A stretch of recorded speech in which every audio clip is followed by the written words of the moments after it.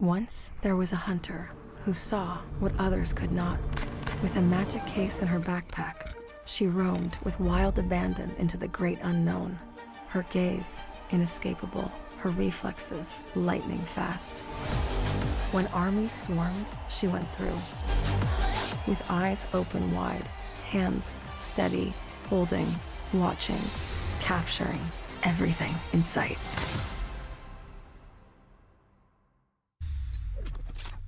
The Crucial Pro DDR5 RAM kit comes with a sleek, modern look that will complement any build. But aesthetics aside, it's the performance that really matters. So let's dive into it.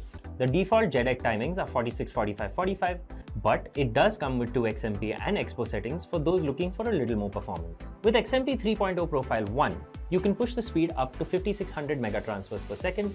If you prefer a slightly lower speed but tighter timings, Profile 2 offers 5200 megatransfers per second at 42, 42, 42 timings. We've run some benchmarks and stress tests to give you an idea of how it performs. In general, dropping the speed and tightening the timings with the second XMP/Expo profile yielded better results for us on our test system.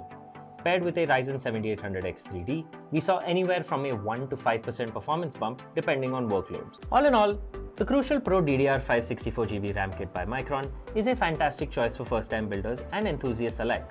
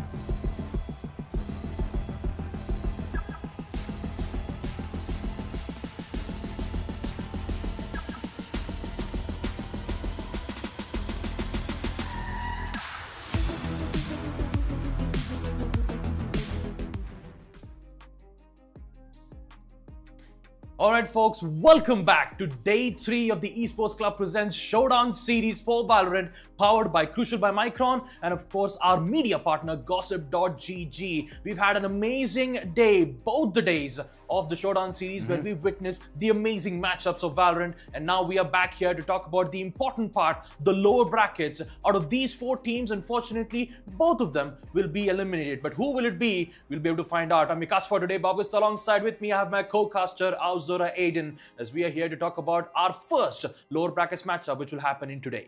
Well, true, the excitement is already out there, and trust me, right now I'm sweating, and I don't know how much sweat today all of these players are going to bring in.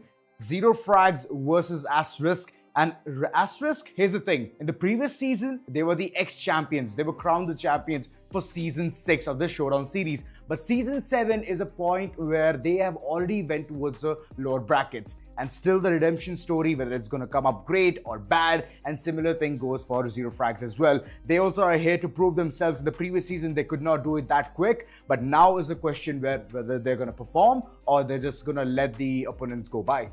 Yeah, I mean, talking about Season 7, there's been a lot of ups and downs, and just like Azura pointed out, the thing about this, especially in a team like Asterisk, as we take a look at the prize pool as well, in which out of these total of 8 teams who just got selected all the way from qualifiers to playoffs, they're here to fight for a total prize pool of 1 lakh INR. First place receiving a total of 50,000 INR, second place with 30,000 INR, and of course, third place will be receiving 20,000 INR respectively. But yeah, talking about the teams as well, especially talking about Asterisk, who did unfortunately go all the way down to the lower brackets. Currently, the ex-champions, they are now facing the danger zone.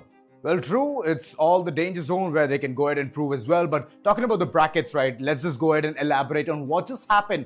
The 2 days journey, today's day 3, as you all know, how things have been churning all together. Upper brackets, semifinals is where you can see 10-7 alongside Untitled and Amigos Esports versus 120 FPS. But talking about the lower bracket, today is the time where we can go ahead and witness it. It's going to be ZEROFRAGS versus the Covenant alongside Asterisk. Alongside, it's going to be ZEROFRAGS. So this is the first game which we're going to witness today, and we all are super excited and pumped about it. Yep, really excited, but also a very, a very difficult situation for the teams currently facing in the lower brackets, right? ZEROFRAGS, the Covenant, Asterisks, and of course ZEROFRAGS.EXE. And also let's take a look at the level up leaderboards as well to currently see the standings of our talented young gun players who've made their mark in this showdown series. And talking about it, we already have our third place amazing players. First up, it is none other than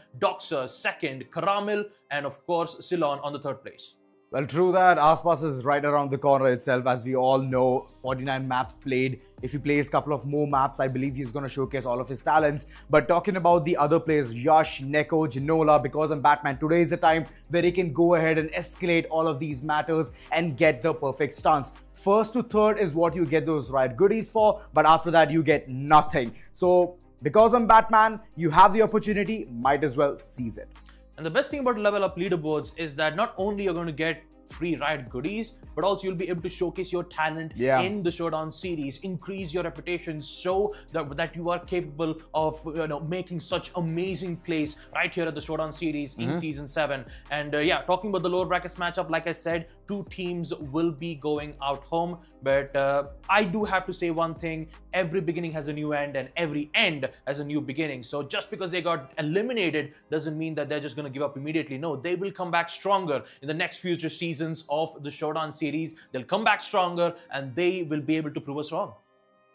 I'm hoping for the same, and the expectation, right, it's going to be at a par where all of these teams, they're going to face the wrath of being eliminated. Like you mentioned, it's a very teensy bit of a comfort zone. The first 2 maps being the decider itself. From there on, it's going to be the flow. It's about the momentum and how well they can go ahead and categorize themselves towards a third map. But I'm hoping that both of these games of the lower bracket round 1 are going to go towards the third map, because they all are here to prove. And if they don't take it to the third map, then they're just letting go that easily. Yeah, these 2 matches, especially in the lower brackets, hopefully we'll be able to witness it. Hopefully once we take a look at the map veto as well, and also on the agent selects, we'll be able to see how well it goes. Talking about map veto, as we take a look at it right about now, I'm quite interesting to see. I just want to see like newer maps, but turns out I was right. Team Asterisk, Abyss will be the map picked, and for ZEROFRAGS, it is Haven and Ascent. Ascent being the deciders.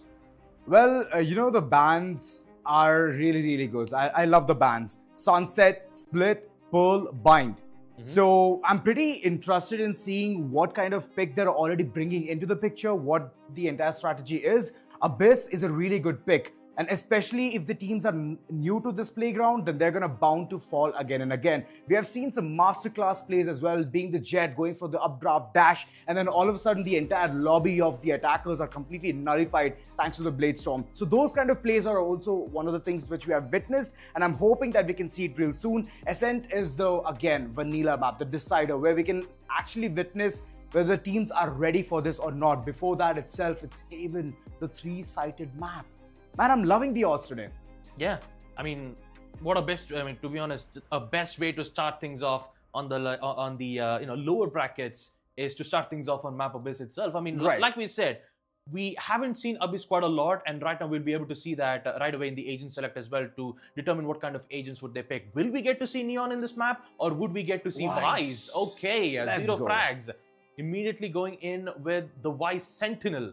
I believe they have a double duelist composition followed up with ISO and Jet. And of course, on the side of Asterisk, we have the usual combo. You have the Astra as the controller, you have the Breach as the initiator, and of course, you have Gecko as well. So double initiator comp versus double duelist comp once again.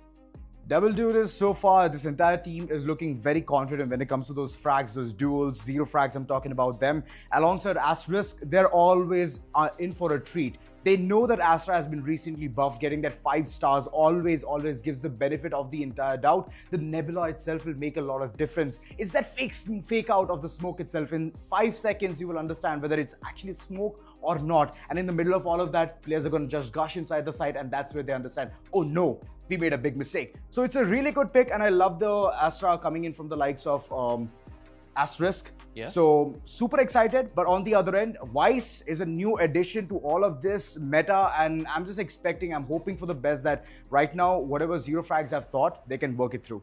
Yeah, the Rose, the Spike, and also having the ability to jam primary weapons is That's right. definitely a really great addition for the Valorant roster, especially for the professional teams. They'll be really excited to see how well with this synergy would work from this matchup. But all in all, lower brackets, it is a do or die situation. So the winner of this matchup will proceed to the next phase of lower brackets, and unfortunately the one who loses the match will be eliminated out of the Showdown series.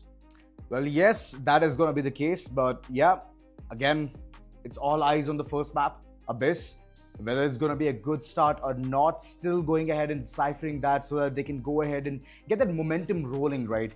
So if the momentum is there, you can eventually reach towards the second map as well. You can finish it off in style. 2-0 can be the scoreline, but I know for a fact that Asterisk, they're bringing in all of their Top Gun performance. But for now, guys, without further ado, we're going to directly head on towards the game and understand what happens in the map of Abyss, because it's going to be super exciting and pumping and thrilling at the same time. Absolutely. Lower bracket matchups. Team Asterisk versus Team Zero Frags. The map will be on Abyss, and of course the pistol round will be a go. And yeah, talking about the factor that we've written right here, no boundaries. Abyss, introduced in episode 9, featured deadly drops. One wrong step and it's game over. That's the thing about Abyss. You fall, you lose. Yeah, I've seen people getting out of it alive as well. Especially players just going ahead and using the ability of Phoenix. Oh yeah. The ultimate, run it back. All you have to do is flip it up, go down, and you're still going to survive the wrath of the drop. So there are a lot many ways to go ahead and do that. Even Yoru can go ahead and survive the drop. So not entirely true there, Factoid. Yeah, I mean, when you have a certain agents that have the huge mobility abilities, just like how Lucid has with the Jet, you could be able to updraft and dash immediately to a different position. But all in all, pistol rounds is a go. So is the players from the side of Team Zero Frags, slowly inching their way closer towards mid, and I believe they're making their way in towards the tunnel. Split push will be made. A site is compromised, so both of the players will be falling back, try to play it as safe as possible. But Arjun, immediately realizing exactly where Lucid will be, he will pop a beautiful headshot to start things off.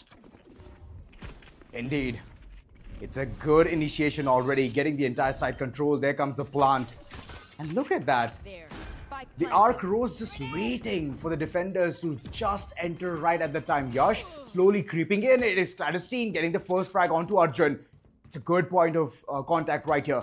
4v4 and a retake. Clandestine still swinging around the ropes. He's like the Monkey King out here getting all of those frags. And now look at him getting all the insight as well. Yash on the other end. He's taking a different rendezvous, but eventually he's going to meet the fate. And the first round rolls in for the likes of Zero Frags. A really great split push coming in from the side of Team Zero Frags. Almost 3 of the players making their way in towards the tunnels that connect towards mid.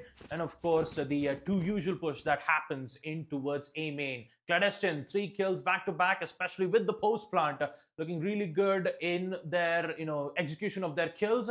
And now they'll be really happy with their economy, knowing that they'll be able to buy 2 bulldogs early in the map of Abyss. Having a powerful weapon in round number 2 proves to be a major boon, especially when you have higher economies. But if you get caught out with that one simple headshot from the Sheriff, that would be game over. So they've got to be careful. We rely on those classics, and Icarus will be able to find one. Not going to engage in those gunfights just yet. Classics are really powerful in close range, but Yash the Sheriff might be able to get the headshot, but immediately gets denied with the Outlaw. True that. Dewey, for now it's a different endeavor. Heading towards side B, slowly creeping in the Outlaw shots. It's not going to connect, unfortunately. It's just one shot and he could have gotten a frag there. The shock dart equally being a big menace to the society. Look at the way they're just so close knit. Even though they're so close inside the side, they're not able to find any frag. Asterisk, I believe just the pistols are not going to be working. That right, Dre. That was a good frag altogether. Wave did retaliate, but eventually he falls down as well. F-Noob, cleanup crew, and the second round comes in for ZEROFRAGS. This is just the beginning, and finally, Asterisk, they have that buy round for themselves. Yep, buy round and also a bonus round coming in from the side of Team ZEROFRAGS, I believe. So for 3 kills for the side of team for Clandestine, and of course we have Batman with a total of 2. Currently playing as the duelist ISO. The power of executing in towards the site without being able to, basically he has the higher advantage when you're peeking in close range combat. I wouldn't say close range, basically when you go in for the peaks. But let's not forget, Lucid still has the outlaw, and looks like from the side of Team Asterisk, they made a decision to go a little bit aggressive, but it ended up being their demise as they keep losing players back to back. But here comes River for the recovery as he gets 2 more. He's already getting those frags. He's pouring down every single chunk of his aim. River, still standing tall, knows that the entire execution is heading towards side A itself, but how can he hold it down to the wire? Calling in the backup. Lucid, he is definitely inching close, trying to catch up all those shenanigans from the defensive players. A post plant is imminent, but when can they do that? There's still one player holding towards the sniper nest. There comes the entire aftershock, and with this aftershock, there's a paranoia as well. But wait a second, what's going on? The rush, the push. Icarus needs to be on point. If he doesn't get a frag or 2, it's all gonna go down in drain. Look at that, F-Noob just taking control of every single thing. Last man standing, Wave could not do much, as he's gonna be taken down as well. ZEROFRAGS, they have denied the opponents of the buy round as well, and one by one, they are crumbling down, fumbling to all of the mistakes that they're making till now. Yeah, mistakes after mistakes, and let's not forget, it is none other than ZEROFRAGS who are currently in the lead, winning both the pistol rounds as well as the bonus round, giving Team Asterisk a very difficult situation. And a little bit of a factor right here from the side of AST Wave, a master of clutch moments. Wave consistently delivers when the pressure peaks. So currently in a pressure situation, Wave will always be there to try to fix up those certain moments. And I'm hoping that they do, because the buy round has successfully been denied. And because of this futile attempt, I believe they were thinking that they could get something much better, but no, it did not work out to be the best till the very end. ZEROFRAGS, yet again, they have the opportunity to go ahead and get yet another round. There comes the first frag. Wave has been spotted and taken right off. Beheaded is the controller. And now, even though you pour in disease, it's not going to work out. But good frags coming all across. It's 3-on-3, but all of a sudden, it's all dwindling down yet again towards the team who has a really good economy alongside those weapons. ZEROFRAGS, for now, they're dominating. First 4 rounds already taken. An Asterisk, they are at a risk. Finally getting their buy round. Can they convert it, or is it going to be the same thing happening in the 3rd round itself, Baba Gusta? I would say that this could be a possibility, Aiden, mainly because it is 4-0. You can clearly see the power that we get to witness here from the side of Team ZEROFRAGS.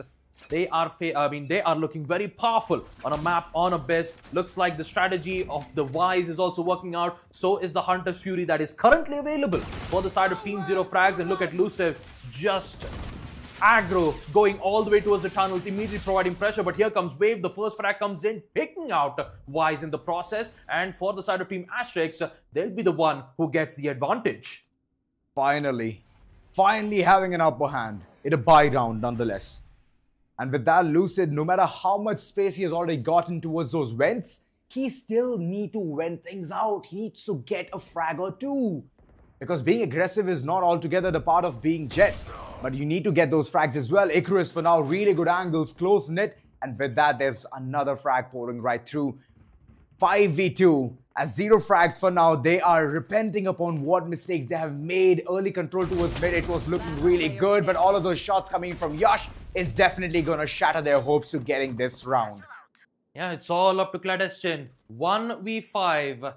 I would say that this is an impossible situation, especially when you'd expect to see almost all of the defensive side on the side of Team Asterisk would just head in for a triple peak or a double peak followed up with the flashes. So it is difficult for Gladestin. So the only option he could do is maybe try to, attempt for a plant. He has the spike. He could head in and plant in towards the B side, but it's currently, been placed with the majority of those traps. You even have the Cypher's cams for information. You even have the stars from the Astra to provide some smokes, concussions, or maybe even a pull. But I believe we are going to see Clandestine just, wait for the timer to turn down to 0, save his weapon, and of course, try to fight for another day. And of course, when I say another day, it's basically another round. Indeed. Good decisions of saving the weapon from the previous round. He has a total credit of 3,650, but still he knows that it's important to save. It's important to bring those weapons in the next following round itself. Now is the time where I want to see what kind of performance can Asterisk go ahead and put forth. Till now, they've been dominated. But can they dominate moving forward? Yash, early control towards mid. He knows that the endeavors of ZEROFRAGS is always towards mid. But F-Noob in the middle of all of that, he was stuck in that corner, did not want to go ahead and give any audio. And with that, he's been taken right off the bat. Weiss out of the picture. The Sentinel is not going to be seeing the dawn of the daylight in this particular round. And alongside Icarus, both the sides, it's the Sentinels going down first. Yep. And with the really great pressure that's been applied from the side of Team Asterisk, now they got to worry about the side which is currently being executed from the side of B. ZEROFRAGS, they have the current advantage on the side. Plant will be made. So are the abilities that they could fend themselves, or would I say hold themselves in the post-plant situation. You have the shields from the ISO. It could go in for an aggressive peek to try to get information and get kills in the process. But also you have the Sova playing very far away from the B side, which means that you have a long angle, and maybe you might see a shock dart be in play. But let's not forget, you also have the fault line that's been placed around. Yash finds a way to get the first frag, but will it be enough to get the others who are currently in the side? I believe so. They are rushing in. Cosmic Divide is present. So is the long range being denied from the Sova. He has no other choice but to push, and just like that, Wave comes in just in the nick of time to get the final frag, and also another defensive win at the hands of Team Asterisk. Asterisk just wanted to feel confident. They wanted to feel themselves seeing how good they can play in Abyss. And finally, when they got that first round, they have broken the silence, following up with another round. And here's the thing, right? ZEROFRAGS is just going ahead and thinking that, okay, we're denying them the intel, we're denying them all the resources towards mid, but finally when the showstopper popped right through, the control was imminent. But F-Noob's positioning was one of the things which even I did not anticipate. Leave Yash. Yash just shot a shot and he could just go for that hoop. And the thing about it is that F-Noob was just staying there. Even with the smoke that was currently being placed, he sort of wondered that maybe the showstopper would have been used all the way from A long or maybe on B long, and not being able to predict exactly where it did ended up having a certain miscalculation that it did ended up with the first frag being in favor for the side of Team Asterisk. 6 kills for Yash. There is still contract available. There's From the Shadows, and there is even Blade Storm, and with another one, there is going to be a Steel Garden as well. So they're already planning for the next following round how it needs to be converted. There's 5,450 credits still available in the hands of Weiss, aka F-Noob. And in the midst of all of that, there's yet another factoid. Season 2 Showdown, Asterisk edging out ZEROFRAGS in a tight battle, fueling an intense rivalry that's still alive today. And we can see it out there.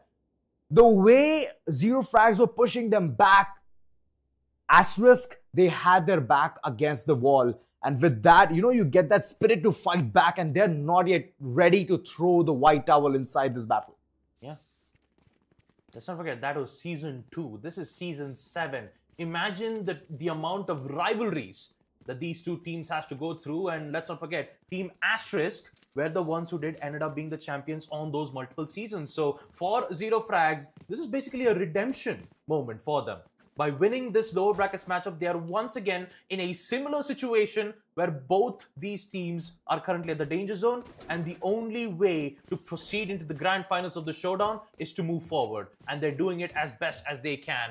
Currently, we are waiting for the player on the side of, hopefully on the side of team ZEROFRAGS, hopefully to join in on the lobby so that we'll be able to proceed with the matchup. But yeah, all in all, I have to say for these two teams, man, they are giving a really great fight. Even with the ZEROFRAGS winning the bonus round and even the pistol rounds to increase their economy, for Asterisk being able to come back in a very tough spot is looking like you can clearly see the way how that rivalry works between these two. Bladestorm out, mid control, and look at Weiss. He's going deep in just to get that orb. Solo endeavors, and it's gonna work out. Getting that ultimate as well. Steel Garden, it was vital, it was important, but he's still lurking around the block, thinking that there might be a peek coming through at any point of time.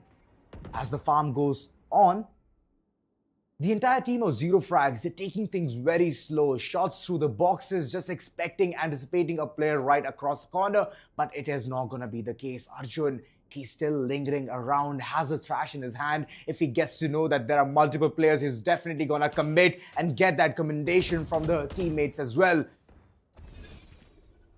Yeah, two abilities already being used. That will flush Gecko all the way back up from the A side, providing some information, but looks like Gabe has just found out the opening, and that's an important pick. Yash goes down, and Waves try to go in for the trade. It's going to be going in very sneaky, a very risky situation as well, but let's not forget the A side execute is also on play with the Bladestorm finding one, doesn't get the other as River comes in with the trade. I believe the Rolling Thunder will also be in effect quite soon, but no, they're just gonna waste time instead. They haven't planted the spike yet, and for the A, where is Sova exactly? No, he got picked out from Icarus. This is not good, not looking good at all for ZEROFRAGS, as they need at least 4 seconds to go in for the spike plan, and it will be denied immediately from Icarus. Sova, you had the spike in hand. You could have just prioritized post plant instead of going in for those kills. It was impossible to do it.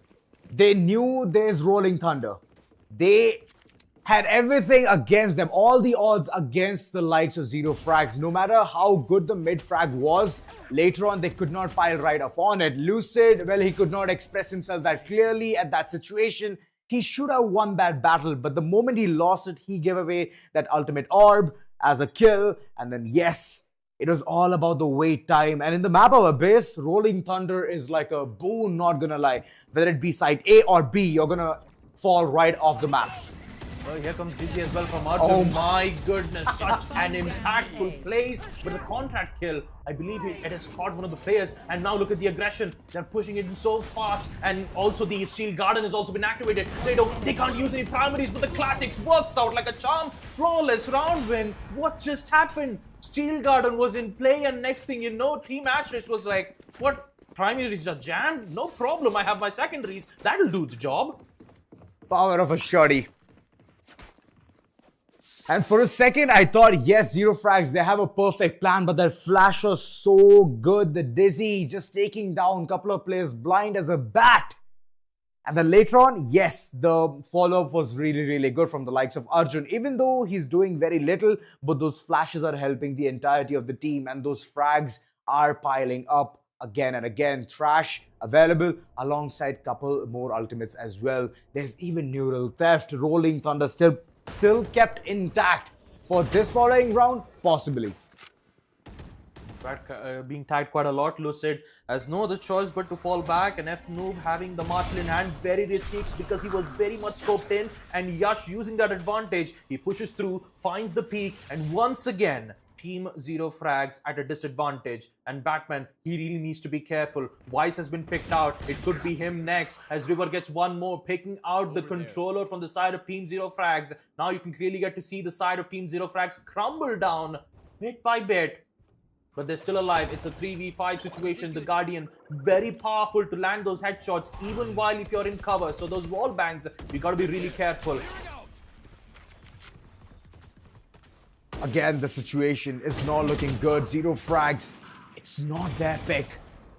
But when it's the opponent's pick, they've already gotten like 4 rounds in the early first half itself. But now Once Asterisk has already figured out the kryptonite against this entire team, they are just continuously pondering them, beating them into pulp one by one. Clandestine being the last man standing. He is the Sova, but I don't think so he can get more information than just this satchel pack coming again and again from the likes of Yash. Last man standing and still working things around, thinking that he can get a frag or two, but Yash denies all of that, gets the third of his own and the round as well. 5-4, ladies and gentlemen. It was a good lead from the likes of ZEROFRAGS, but all of a sudden that lead is in a disadvantage of a round. You know what's the best part about it? Not only did they had a flawless round with just the eco round, they had a flawless round even with the Wise Steel Garden being in effect. All of them had their primaries. And once they denied the primaries to force them to attack on secondaries, they utilized the smoke so well in a way that almost all of those fights were close range and none of them died. None of them. Precise. Even with that Steel Garden, none of them died. And Team Asterisk, my god, like it's like really mesmerizing to see that even with that huge disability, they somehow managed to get away with a kill like this. But let's not forget about this round too, with a huge execute happening once again from the B side. Finally, we get to see Team ZEROFRAGS getting cover. Is it more than enough to secure in this first round? You know what's the lovely part? The Rolling Thunder is still in play. They can go ahead and utilize it for this particular round. All they need to do is get a frag. That's it. That will enable the entire doorway towards the side. There comes a kill, and I believe that the showstopper, the one which Yash just farmed, he's gonna go ahead and imply that as well. Arjun getting good frags all across. There's one backstab coming in as well. He needs to be careful. It's gonna be Drewy. He's gonna be taken right off. It's a 1v1. Clandestine, he has a Hunter's Fury if he commits. It's going to be a big commitment coming through. There comes the half and there comes all the information. Arjun still running away for his life, and the third take, it's already done right. Dusted, Clandestine swings and he does not miss. Getting the fifth on board. It's 5-5, ladies and gentlemen. A well-deserved win for the side of Team ZEROFRAGS as their aggressive attempt ends up being a boon for them, securing an equalizer of 5-5. Even with the Thrash not being able to, help with, going in with the detaining towards the Omen, they had to commit to two ultimates, if I think so properly. One was the Thrash and the second was the Hunter's Fury. So all in all, 5-5, the score is equalized. And let's see how well this match would go on. It could end up in a 6-6. That could be a possibility. There was even a showstopper in play. Yeah, Baba showstopper, Gusta. yeah. So that's like a big loss right there, and mid control is not going to be there for the likes of ZEROFRAGS. I feel they overcommitted, and with that overcommitment comes the overdrive of going ahead and using the operator. Oh boy. And let's not forget, that was a wall bang, right? That's a wall bang. He just went in with a simple shot. You know that most of the players would hold a specific pixel angle. He just shot right through that pixel angle and end up getting that kill. 3 kills for Wave as the mid control. Let's not forget, this is the third flawless round win from the side of Team Asterisk. 3 flawless round wins, including not just the eco rounds, but also a full buy round, which is not a good way for the side of Team ZEROFRAGS to be in a situation like this. And even with that, this is the last round of the first half. They don't have greater economies. They have to go in with a forced buy of Stingers and Regen Shields, a situation where they shouldn't be in, giving away Asterisk even much more advantage in their weaponry and having a maximum chances to end the first half on a 7-5. Big ultimates still there from so many rounds, and once Lucid is just going to be taken right down, it's going to be Icarus getting all of that information via the neural theft. But looking at the way they're just flushing out every single player, missing his shots are not going to help right there. But F-Noob, he makes sure that he gets those frags. They're opening the entire floodgate. And now is the time where the Rolling Thunder needs to be in play. It needs to come in action. But before all of that, there's the kill contract. Gets the frag as well. Batman. Amazing display of his skills. Arjun. He's still trying. He wants to get the control, but there's one man waiting right underneath. He skipped all of that, thinking that let's just go for the boss directly, ignore all the mini bosses. But that's not the case. You need to take your fights one by one. For a brief moment, I just had a caster's curse, I'm not gonna lie. I did say that it would end up on a 7-5. Turns out it's a 6-6. But yeah, talking about another factoid, because I'm Batman, known for his fearless entry frags. Batman's aggression sets the tone for zero frags. Absolutely. You really don't want to mess with Batman, because if he does, he somehow figures out a way to get those picks out of nowhere in a way that it could benefit for the team. And yeah, because of it, second half is opened up. A really great start in the lower brackets of the first lower brackets matchup between Team Asterisk and ZEROFRAGS. Let's see how well this second half favors for these two teams. If Abyss goes for the likes of ZEROFRAGS, they're going to be very confident for their next following pick. That can be a big demise altogether for Asterisk. And I'm hoping that they can figure things out by, first off, by winning the pistol round. Clandestine getting the information towards mid, but I believe all of these attackers have already breached up way too close towards the defenders, and the defenders are doing a good job in holding them down. Icarus way too low on his HP, just one tick away to dying. One tick. Pre-fires will be made from Batman. Unfortunately, he gets picked quite a lot as well. 25 HP out of 30. Wave got to be really careful. As Batman comes in, he swooshes in to get the kill. So is F-Noob. The Razor Broom definitely working out well, dealing major damage. Arjun missing the opportunity to pick out the player as he jumps away to safety. F-Noob is still safe, but he's very low on HP. But the Omen, on the other hand, he's on full HP and he is on the way towards the backside, hoping that this lurk would favor for him. Oh, gets the information. F-Noob, you beauty. He knows that he cannot solo win this fight. He needs to bring in Gabe as well, and he does that, luring the enemy right in the crosshairs of the Omen. There comes the defuse, and yet again, it's ZEROFRAGS winning that pistol against Asterisk. So, yeah, it's imminent. It's evident as well. Yeah, simple bait and switch. F-Noob, knowing that he was very low on HP, going up against, going up against a 50 HP player, you do know that for a fact that the chances of winning that gunfight is slim to none. So he used himself as a distraction, waited for the Omen to push in towards the side, and once he knew exactly where where the information was, he ended up securing the win. And next thing you know, it is 6-7 for ZEROFRAGS as they are slowly gaining their momentum. Arjun, quick to go ahead and get that ultimate orb. And it's going to help in the overall run. They know that this round is all about those gamble stacks, heading all the way close towards the side, close knit with the classics in hand. And on the other end, ZEROFRAGS, they have the bonus from the previous following round. Even though Asterisk, they went ahead for the plant, so they have that money, but they are not investing it that very much. It's just a sheriff and no half shields. So it's a good round for them altogether. Ooh, that's quite a lot though. 38 HP to the Omen. Not good at all. He cannot go in for those another peaks again because he is the controller, but the Outlaw finds one. Lucid. Wallbang as well to take out the important initiator, and also the information on the spike. This spell dangers for the side of Team Asterisk as they need to recover it. They need those smokes to at least block that line of sight, get the recovery of the spike, and get back with the team to proceed with that execute. And I believe they will recover the spike, and so is the execute from B. Well, true, Wave. He's way too close to comfort line. Classic right clicks all landing. It's going to give a lot of benefit. But look at Icarus. He's just stuck there. He knows if he moves, it's going to be 10 tick of a damage. And right after that, he's going to be poof, gone. So safe is what he wanted to play.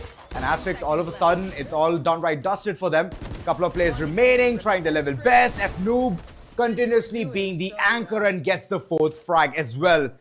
Altogether, it was a good round for ZEROFRAGS. They did not drop any more than just one weapon. But now comes the time for Asterisk to get that final buy round for themselves. But like the previous time, they have to nail this one. Else, it's going to dwindle down for the likes of ZEROFRAGS. Even with the the trap placement from the Wise, you even got to see the Shear, the Razor Bloom. It was so well placed in a way that for a poor Cypher who was very low on HP, he had no other choice but to play the Mannequin challenge. He had to just he had to stay for like 2 to 3 seconds so that once Vice come by, he'll be able to just go in with the surprise peekaboo tactic. Gets the kill away. And next thing you know, ZEROFRAGS, they've got the advantage they need. 6 to 8. Here comes Thrash. Oh boy, Breach is actually the Omen, who's currently in the A side, but Wow, yes, somehow gets away with the wall bang. The second, the third from Wave, entire clear of the side, and now it's a 2v5 situation. No defenders whatsoever. Look at the entire site. It's filled with attackers, and it's a post plant as well.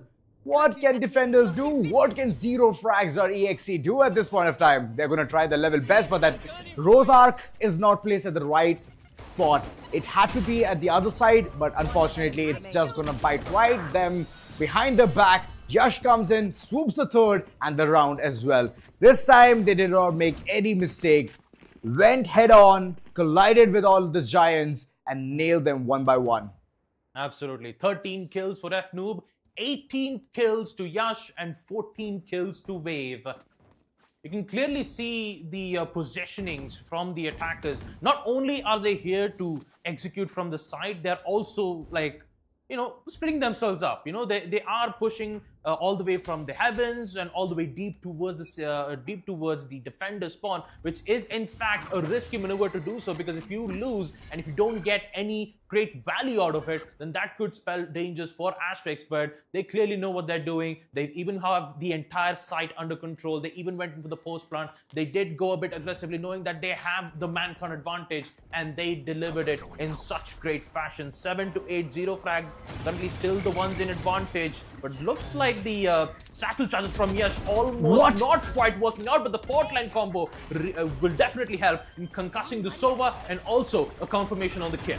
He was so low on HP, trust me. Dewey, the way he sprayed right through the smoke, he knew, he anticipated every single move of the opponent, but still could not get the benefit of the doubt. Batman, he's swinging around the corner. He does get the first one. Kill contract indeed is going to be pulled right off. And I believe he needs to win it against Icarus. Icarus trying his level best. He had the Guardian, but could not flick to the right location. And the entire team, for now, they have the control of the spike as well, as it's going for a half defuse, but unfortunately, it has been stumbled upon thanks to Wave. He's still managing the entire control. He has so many stars, but could not do much. Spots the player, jump peaks, and now yet again, it's a half diff coming through. And ZEROFRAGS, they might steal this one.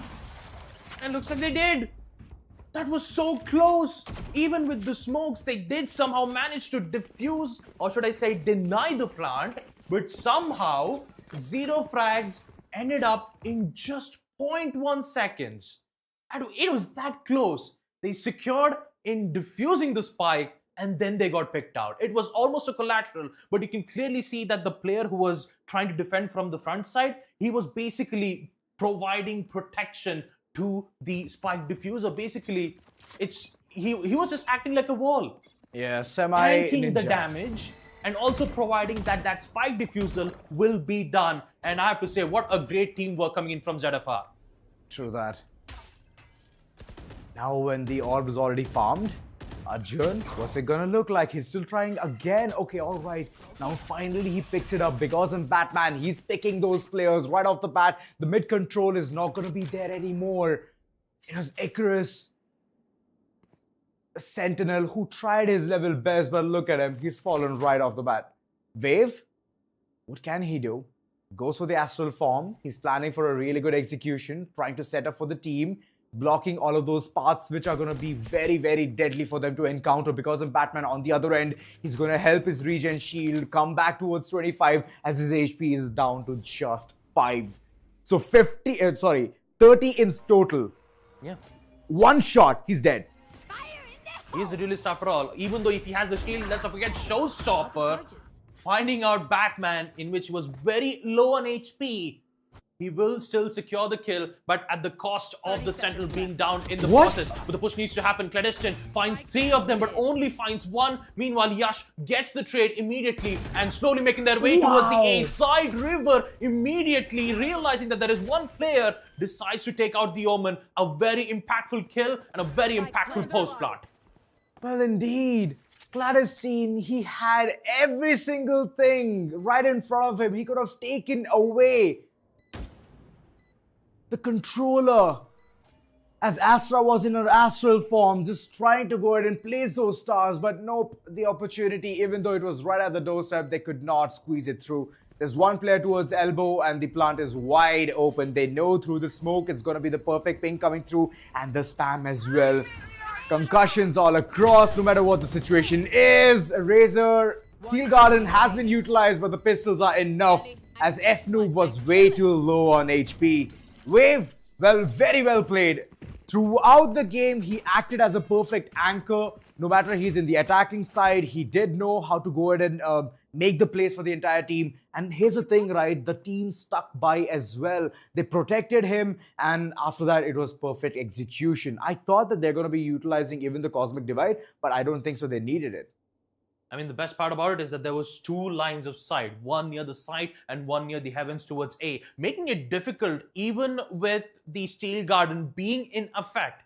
It makes it much more difficult because even though you've jammed the primary, that does not mean that the secondary won't be, that doesn't mean that the secondary will be jammed too. You can still use the abilities, you can still use the pistols, and that was more than enough to secure the kill while creating a lot of distractions that was happening at the A side. So a job well done for the side of Team Asterisk, and you can clearly see why the ZEROFRAGS had to take a timeout. They have to figure out a way because the wise strategy, especially on the first half, it didn't work out. Second half, Steel Guard didn't work out again. 3 flawless round wins back to back at the hands of Asterisk in the first half. You could clearly see that the ball is in their court. They're the ones who have the advantage, and for every time when they try to go in for those strategies, especially from the side of Team ZEROFRAGS, it always comes down. Of course, they made a miraculous post-plant clutch, but it's still not enough. You are divided. Cosmic Divide comes in effect for this particular round, but I believe the economy is already far too weak. ZEROFRAGS, they're just waiting, getting to know the entire information, the conundrum towards side B, and every single one of them is marching forward. The defenders, they are reaching, but there's one man who wants to initiate a backstab with just those pistols or sheriffs, which is a big gamble and a half. There's a tripwire. The information can be revealed right off the bat. Icarus takes him down. Clandestine out of the picture. So one-way momentum is what they can go forward with. They are slowly inching in towards the site, and because I'm Batman, good shots all across. But Icarus, he gets the information. All of those tripwires, they're just constantly pinging the enemies down left, back, and center. Wave on the other end. He's just placing all of his stars to perfection, man. This controller has set that example, the grounds that no matter what happens, we are still gonna get that round. And even though, because I'm Batman, Lucid did not want to go ahead and give an orb to the opponent, they chose to die to the spike. Yeah. It's a very common thing, right? Especially when most of the players get caught off from the spike, they want to make sure that they won't get a free ult orb, right? So all in all, 9-9, once again an equalizer from the side of Team Asterisk. A really great execute, a good way of utilizing the Cosmic Divide to block off important lines of sight. Even you did get to witness the Razor's boom bot trying to provide information at the corners of those maps. So they had all information under control, but looks like there's a 4A stack coming in from ZEROFRAGS. And if this works out well, if they make a decision to execute in towards the A side, they are in for a hell of a fight. But there's the biggest mistake, keeping the mid wide open. This is going to enable all the attackers to go ahead and choose their following destination. But I believe the vacation is all the way heading towards A itself. The elbow door, Wave is still hesitating to go ahead and pick it right off. He's getting to know all of those footsteps. He's understanding that they're withdrawing from this entire fight. And Lucid, no matter what the situation was looking like, he had the operator but could not hit his shots. There comes the Thrash and getting all of the real estate. There's a backstab initiated as well. But Gaby, Dewey, he is just going to go ahead and get those shots. And one by one, Asterisk, they're trickling down to the last following member. Arjun getting picked right off. He's getting picked one by one. And this third one and the second one could not hit right on target. There could be a clutch. Spike's been planted, so is the retrieval of Wingman. F-Noob seconds finds the head but doesn't get the shot. It's a 1v2. They're playing it accordingly with trades. They have to play it safe. They only have 20 seconds. They should not lose this round. This is a very crucial round for ZEROFRAGS. They have the man advantage. Just wait for it. Wingman's going in for a full uncommit plant. Using it. Arjun uses that to his full advantage. And here comes the trade. So close, but finally a great way for Team ZEROFRAGS to end up with a really great lead as well. 10-9 and a really good attempt from Arjun as he uses his Wingman to go in for the plant, use him as a distraction and almost, almost getting a clutch. He was almost there. But unfortunately, the second it was F-Noob who ended up with the retrieval. So close yet so far. I like the kahunas though. He was waiting for his Wingman to come right back in and then go ahead and initiate the plant yet again. And once he initiated the plant, he got that extra backbone, the support for the next following round, which is good. ZEROFRAGS, they still have the opportunity to go ahead and convert this round again. As we all know, whenever the opportunity has been presented for the likes of Asterisk, they've always nailed it. Let's not forget, especially in the previous round, we did get to see Vice's shear being placed all the way from B. It's like an entire lockdown. The attackers won't have any other, decision than to just push in towards A, forcing them in a way that they'll be able to predict easily. But meanwhile, as we take a look at Waves' perspective, you can clearly see that the control on towards mid is theirs. Now they have the decision to push whether if they could go in for an A or B, and you can clearly see the pings that are being made towards the other side. Stars have been placed, so is the smokes to block lines of sight. The fort line perfectly placed. ISO somehow gets away with the kill, even while concussed. But River comes back, he gets to take out Batman. My God, what was that play though from ISO? I am so surprised, but still danger lurks around towards the B side because you can clearly see Icarus from the place almost getting picked out, but he also have one more player coming in towards the flank, and that is none other than an F-Noob denying the Wingman's plan, but his location is revealed. Danger lurks around as Icarus slowly lurks in to fight the player who is currently in towards the heaven side. Lines of sight's been blocked around. He drops down. F-Noob, the only player left. It's a 1v3. Can Icarus get the headshot? Yes, he does, and also equalizes for the side of Team Asterisk. 10-10. There was a really great attempt of a huge flank that came around from B, but that wasn't more than enough, and Asterisk clearly read it like a book.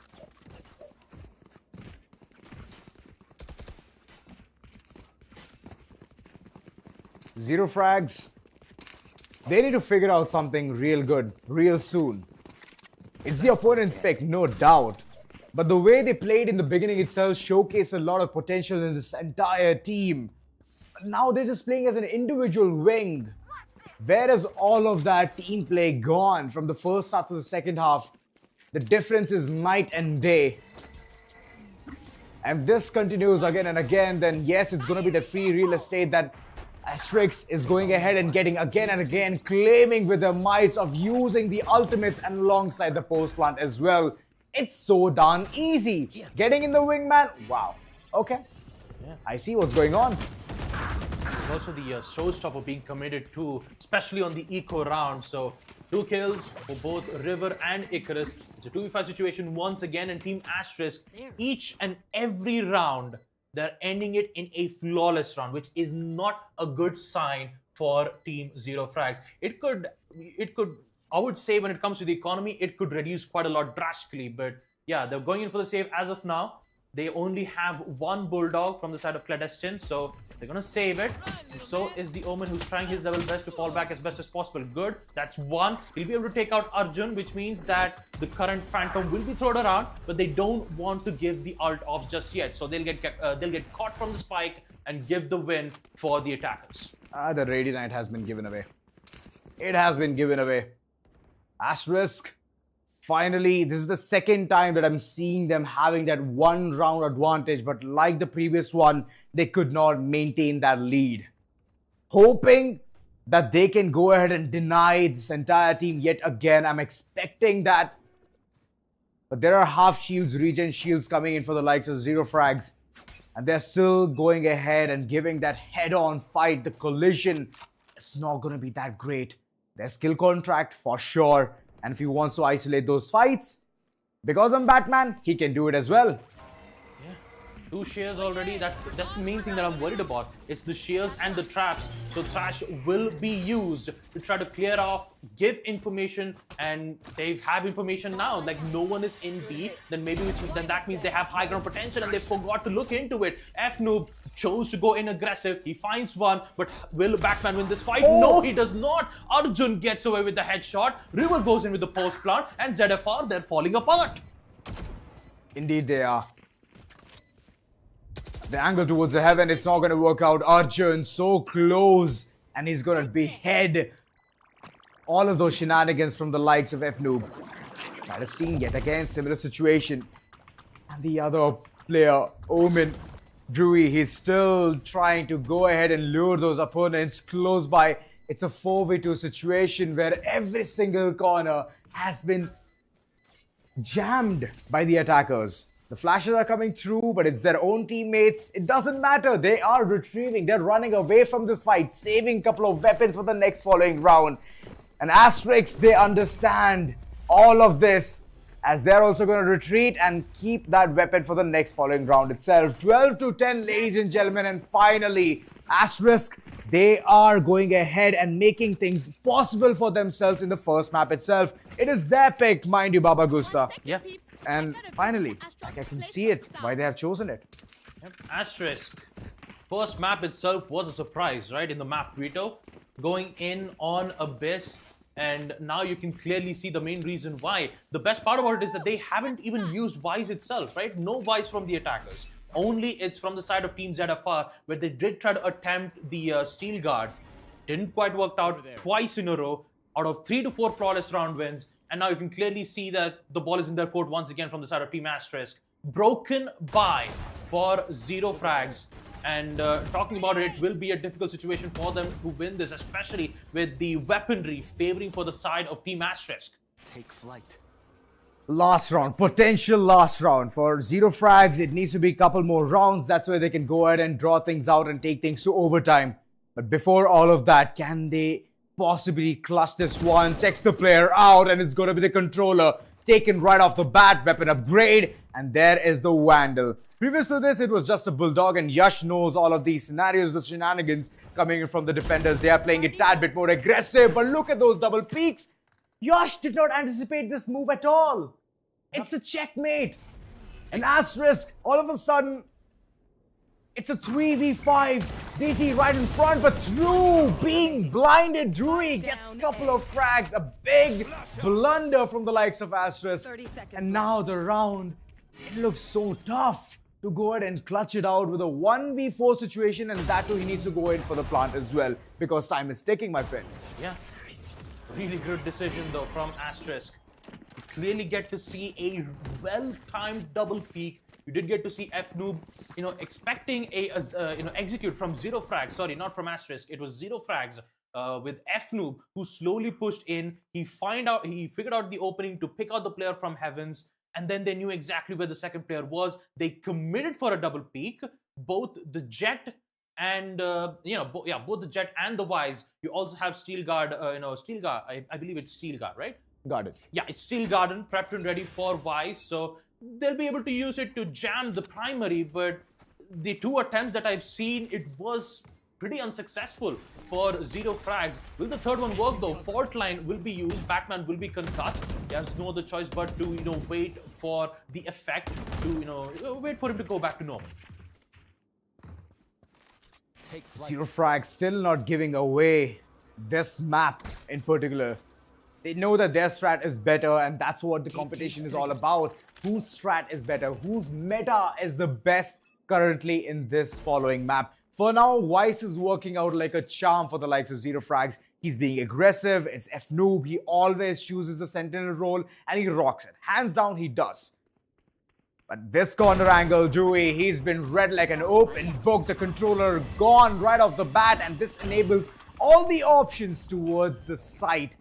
A is under siege, and one by one, no matter whoever comes through, they're going to be taken right off the bat. Yash, good for 3, and he gets a weapon dropped as well. He knows that there were no bullets remaining in that one. It's a 2v5 situation, but nonetheless, it's a post plant.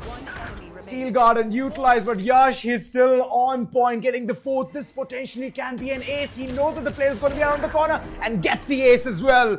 That's how you finish it. 13 to 11, ladies and gentlemen.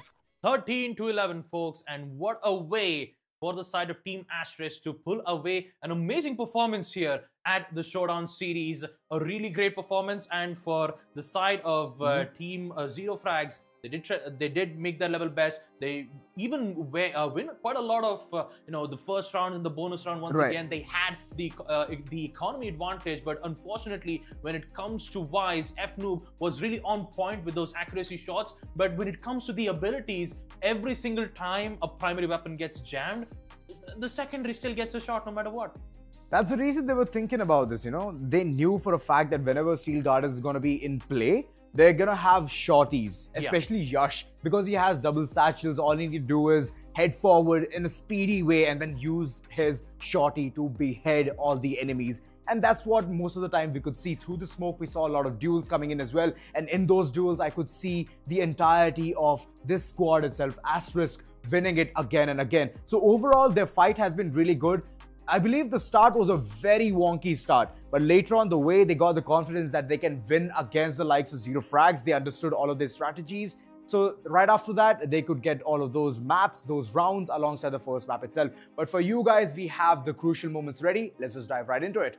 Yep, the crucial moments between Team Asterisk versus ZEROFRAGS.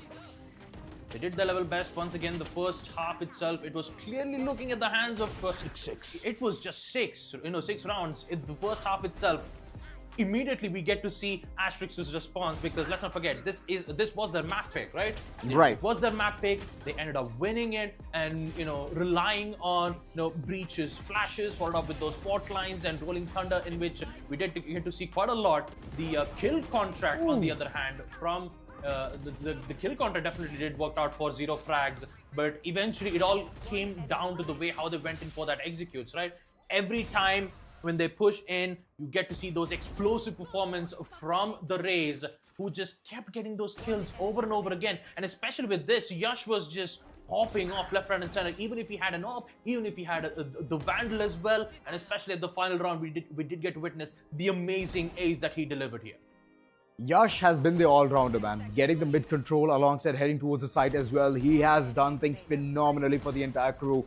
And, credit where credit is due, the entire team was also supporting him till the very end to go ahead and get those frags. Enabling was going on, the enabler, for example, the breach. He was continuously just going in for those aftershocks, and right after that, there was a follow-up coming through. And there was that one round where Yash was way too antsy and he went towards the elbow region, the vent area, just to think that he can get those frags, and he did, but eventually he fell down as well. And that round, I believe, it went massively for the likes of ZEROFRAGS, because they understood every nook and cranny, the entire strategy of the entire squad. But overall, the ace was the highlight of this entire map. Yeah, lower brackets, that's exactly where we get to see both these teams giving their absolute best. Yeah. 13 to 11, right? 13 to 11. I wonder what's going to happen on map number 2 and map number 3, because high likely a chance this could go all the way towards the deciders, because the spot is on the line, right? In order to get to the grand finals, you need to make sure that you win every single matches from now on. This even includes for lower brackets. Upper brackets, they can just take a chill pill. They don't have to worry about anything. They can have a sip of coconut juice, and next thing you know, they're in the grand finals. But when you come in towards the lower brackets, that's where you get to feel the pressure. You get to feel the fear of knowing that you only have one chance. If you miss it, it's game over. Indeed, I mean, it's all about the safety cushion. Now already we could see that it's one map done right dusted, and the second and third is going to be very vital and important for the likes of ZEROFRAGS. The first one is already gone for the likes of Asterisk itself. But guys, we're going to take a small little break. We're going to see you on the other side with the next map.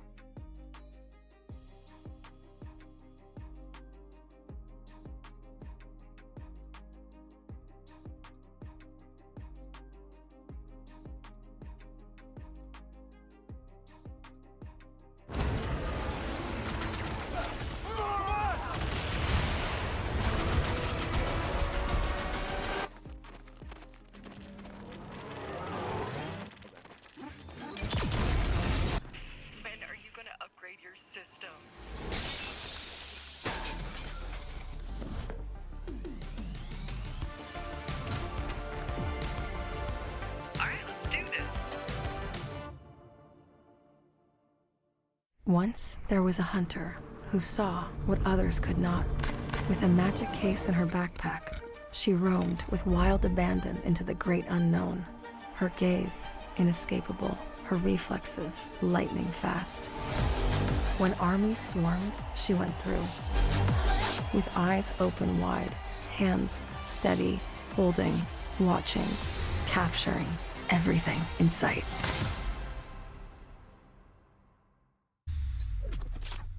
The Crucial Pro DDR5 RAM kit comes with a sleek, modern look that will complement any build. But aesthetics aside, it's the performance that really matters. So let's dive into it.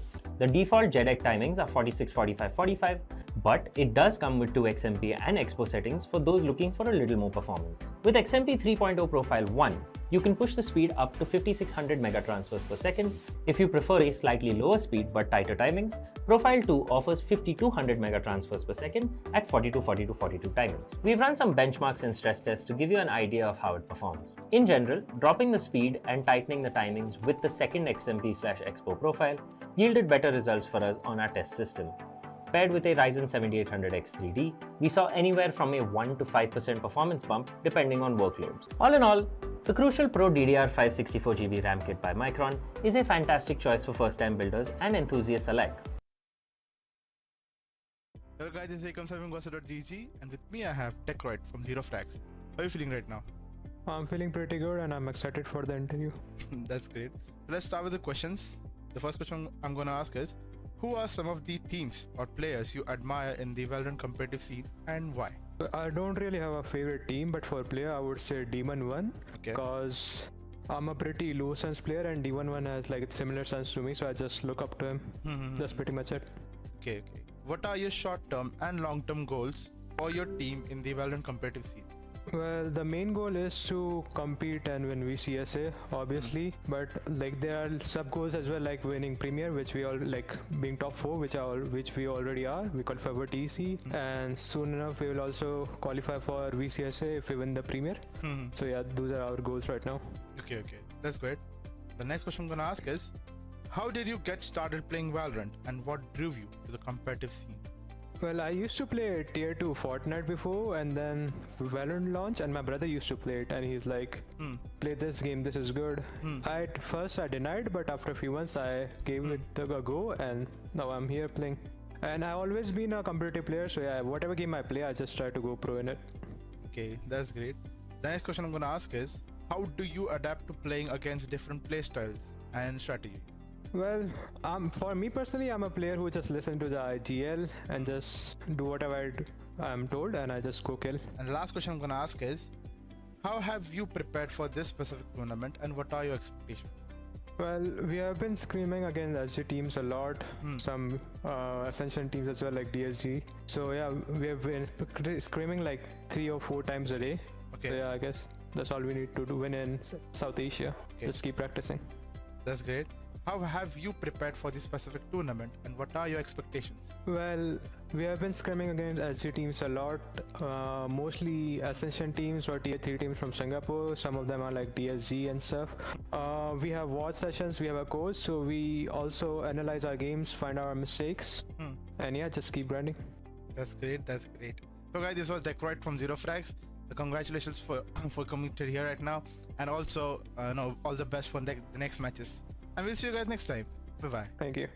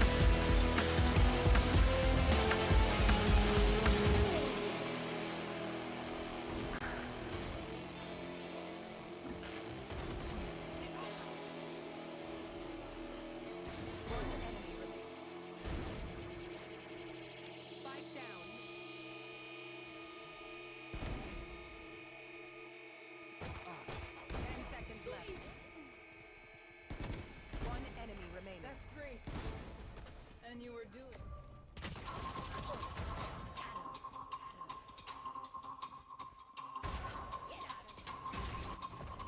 One enemy remaining. One enemy remaining.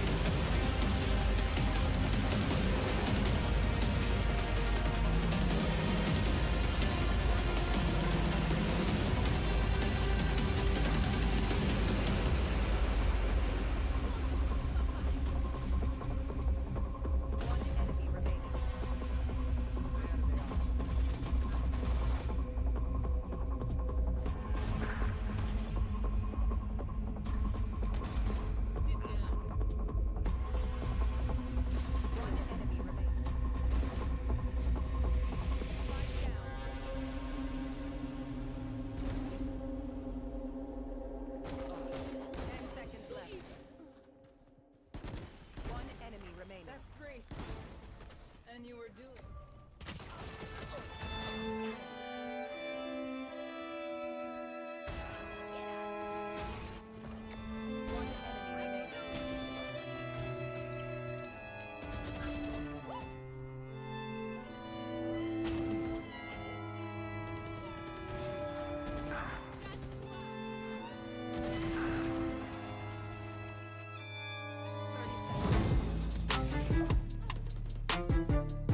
One enemy remaining. One enemy remaining. Last player standing.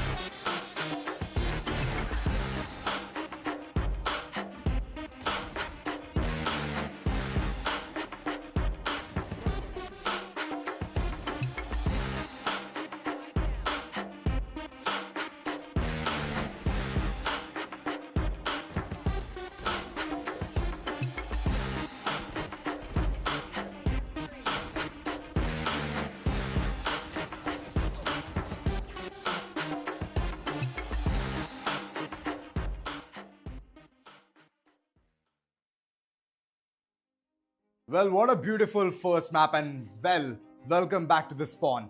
This is the place where we get all the information alongside the tits and bits as well. We all have been waiting for the second map, right? But before that, we have to dive in and look at the way things have been shaping up for the entire team, right? The amount of frags they could get, the 1v1s, the duels. But here's the thing I want to really actually highlight, Baba Gusta. That is for a fact that the mid control, whenever it was looking in the hands of ZEROFRAGS, it was looking very fragile. Half of the time, whenever they were wanting to seize it, they could not get that right opportunity. But the moment when the entire part, right, I was hoping and expecting that, Asterisk is going to think about doing something better. They actually did surprisingly much better than how ZEROFRAGS was even doing it. But you know what? Let's just go ahead and take a look at the scoreboard and understand what just went on there. Yes, map number 1, Abyss, in the lower brackets matchup between Team Asterisk versus Team ZEROFRAGS. We do get to see the MVP. It is none other than Yash, the exploding duelist with a total of 28 kills.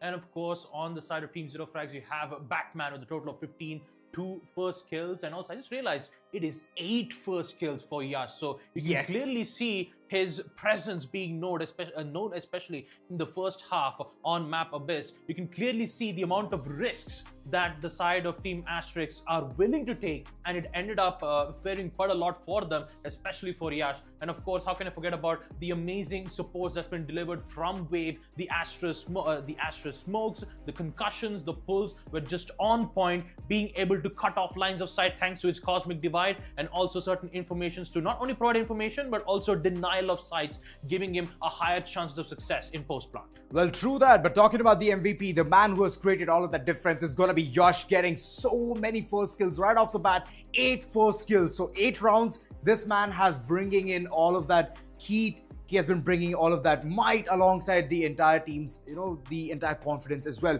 So overall, a really good attempt from his end, and I believe that the first map, it was imminent. Asterisk, they knew that they need to win in the map of Abyss, and they very well did it as well. First half was 6-6, and later on the journey of 13 to 11, well, that is like the journey of the West. Yep. Total of first 8 kills. It's like every single time when we have the MVP of the series, the maximum first kill that we've witnessed is almost around like 15 or 16. This is double the stats that we're expecting right now, and especially from a young star like Yash, the MVP of the match for first map. But yeah, on map number 2, Haven, this could be an entirely a different case scenario. 31% headshot, 224 ADR, 5.3k damage, and also a total of 28 kills. But it's not over yet. We still have 2 more maps to go. Second map, Haven, just like I said, 3 sites, 3 opportunities, but only one will emerge victorious. Who will it be? Will it be Team ZEROFRAGS or will it be Team Asterisk? I have to say, what are your predictions? Well, true, but before all of that, the spawn, guys. Oh yeah, the spawn. We have gotten all the insights here, and we're looking so good. I mean, dashing, man. Not even gonna lie. The amount of lenses focused right at us, and the way all of that crisp detail is right out there is just mind-boggling. But you know what? The interesting part here is about the pick, right? It's ZEROFRAGS who have chosen the map. So ZEROFRAGS is going to start towards the defensive side and then head towards the attacking side. And we all know for a fact that Haven is an attack-sided map. So it's going to be mind-bending for the likes of Asterisk to even go ahead and do something more devious or incorporate more of their strategies and understand how they can, work around things with. Because first half, yes, it's going to be theirs. In the second one, they have to defend to the point where all of the players from the likes of ZEROFRAGS are going to be coming at them, barging towards the sites. And also, let's not forget, even on map Haven, even if you end the first half with a huge lead, there is high likely a chance in the second half that the teams might end up fumbling down, especially with the huge economy reset, the amount of changes that could happen on pistol rounds, bonus rounds, and the round next to it. So you'd never know whether if, from the side of Team Asterisk, they would end up getting a huge lead in the first half, and then secondly, they might end up getting picked out, or maybe this could happen from the side of Team ZEROFRAGS as well, but it always depends on what kind of agents that they're going to pick. And talking about a map like Haven, you definitely need a sentinel that can hold their ground as best as possible, especially in towards garage, maybe in towards the site as well. So having a very powerful sentinel like a KJ or a Cypher would definitely work out. We did get to see Wise being played for the first time here at the Showdown Series Season 7.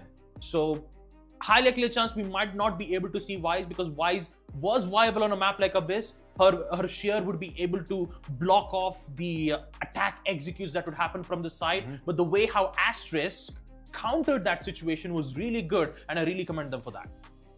It's just the beginning, and I'm just hoping that in the moving section, which is in the map of Haven, they have some really good picks. We have seen Cypher awfully a lot alongside Sova. Sova in providing so many informations, and with that, they can go ahead and pile upon wherever this entrance is going to be towards the site. But Cypher and Sova playing in one site is always going to give that double information. Imagine the spy cam just wandering around you, just opening at the brick of the time and then again closing shut, and you don't know where it's coming from. We have seen all of those strategies come forth from the defenders when it's mid and right next to the box. The camera is not seen at all. There is that queue that it has opened and closed, but you never know where it can be, and that's the game changer. I want to see those kind of moves coming forward in map. We all are waiting for this since a really long time, and I'm just sure that if ZEROFRAGS pulls it all together and goes towards the third map, they might take Ascent as well. Oh boy, Ascent would definitely be a game-changing deciders, especially for these two teams. Since this is the lower brackets, all eyes on them. And it's not only just these two teams, right? We also have another lower brackets matchup in which, amidst out of all the amazing matchups that we did get to witness here in the Showdown series, there has to be a team that they have to bow down out of this competition, and there can only be 2 seats in the grand final. So the stakes are high, the competition is at an all-time high. It is the double elims after all. Once you've lost the upper bracket matchup, the only chance you have to push forward is the lower brackets. Low brackets, it's already so tense, man. It's so intense. Plus, you don't even have the safety cushion anymore. We've been talking about it since the upper bracket, and once the team has entered already towards the lower bracket, they feel that pressure, they feel the wrath of being towards the lower corners. So now, all you have to do is cut those corners, pace forward, and know how to go ahead and hit your shots. That needs to be very significant and very vital as well. Longer run, yes, BO3 is for now to be seen, but then later on towards the grand finale, it's going to be BO5, which means you have to triple the intensity, you have to triple all of those gambles alongside all of those plays as well. So hoping forward to have a really good game. ZEROFRAGS for sure, they're going to be looking upon this map because they have chosen it, they want to win it and head towards the third map. Else it's going to be Asterisk who's going to take ahead all of those might, and 2-0 will be the scoreline. Yeah, Haven is a map pick for Team ZEROFRAGS. So if they don't win their own map pick, then basically it's Asterisk who does end up on a 2-0 scoreline. Indeed, but before all of that, the agents right in front of us. Absolutely. The agent select itself, and would you look at that, your favorite agent, Yoru, is in place for ZEROFRAGS. ZEROFRAGS, chef's kiss. Thank you so much in incorporating Yoru into the entire picture. Alongside that, even going in with the Phoenix as well. So duelist is one side of the entire composition, and on the other end, it is going to be duel initiator. There's just one duelist, which is going to be Jet. Yes, the height advantage is for sure going to be seen towards the defense's half, especially when it comes to those boxes, A-shot, Silver's area. You can easily hold all of those angles. But here's the thing, right? Sova. We were expecting Sova to be in the midst, even in the for the likes of ZEROFRAGS, but unfortunately, it's not that. It's going to be a breach. Yeah, and let's not forget, it's a double duelist. They've picked Phoenix as well. That's an interesting part. A Yoru and a Phoenix.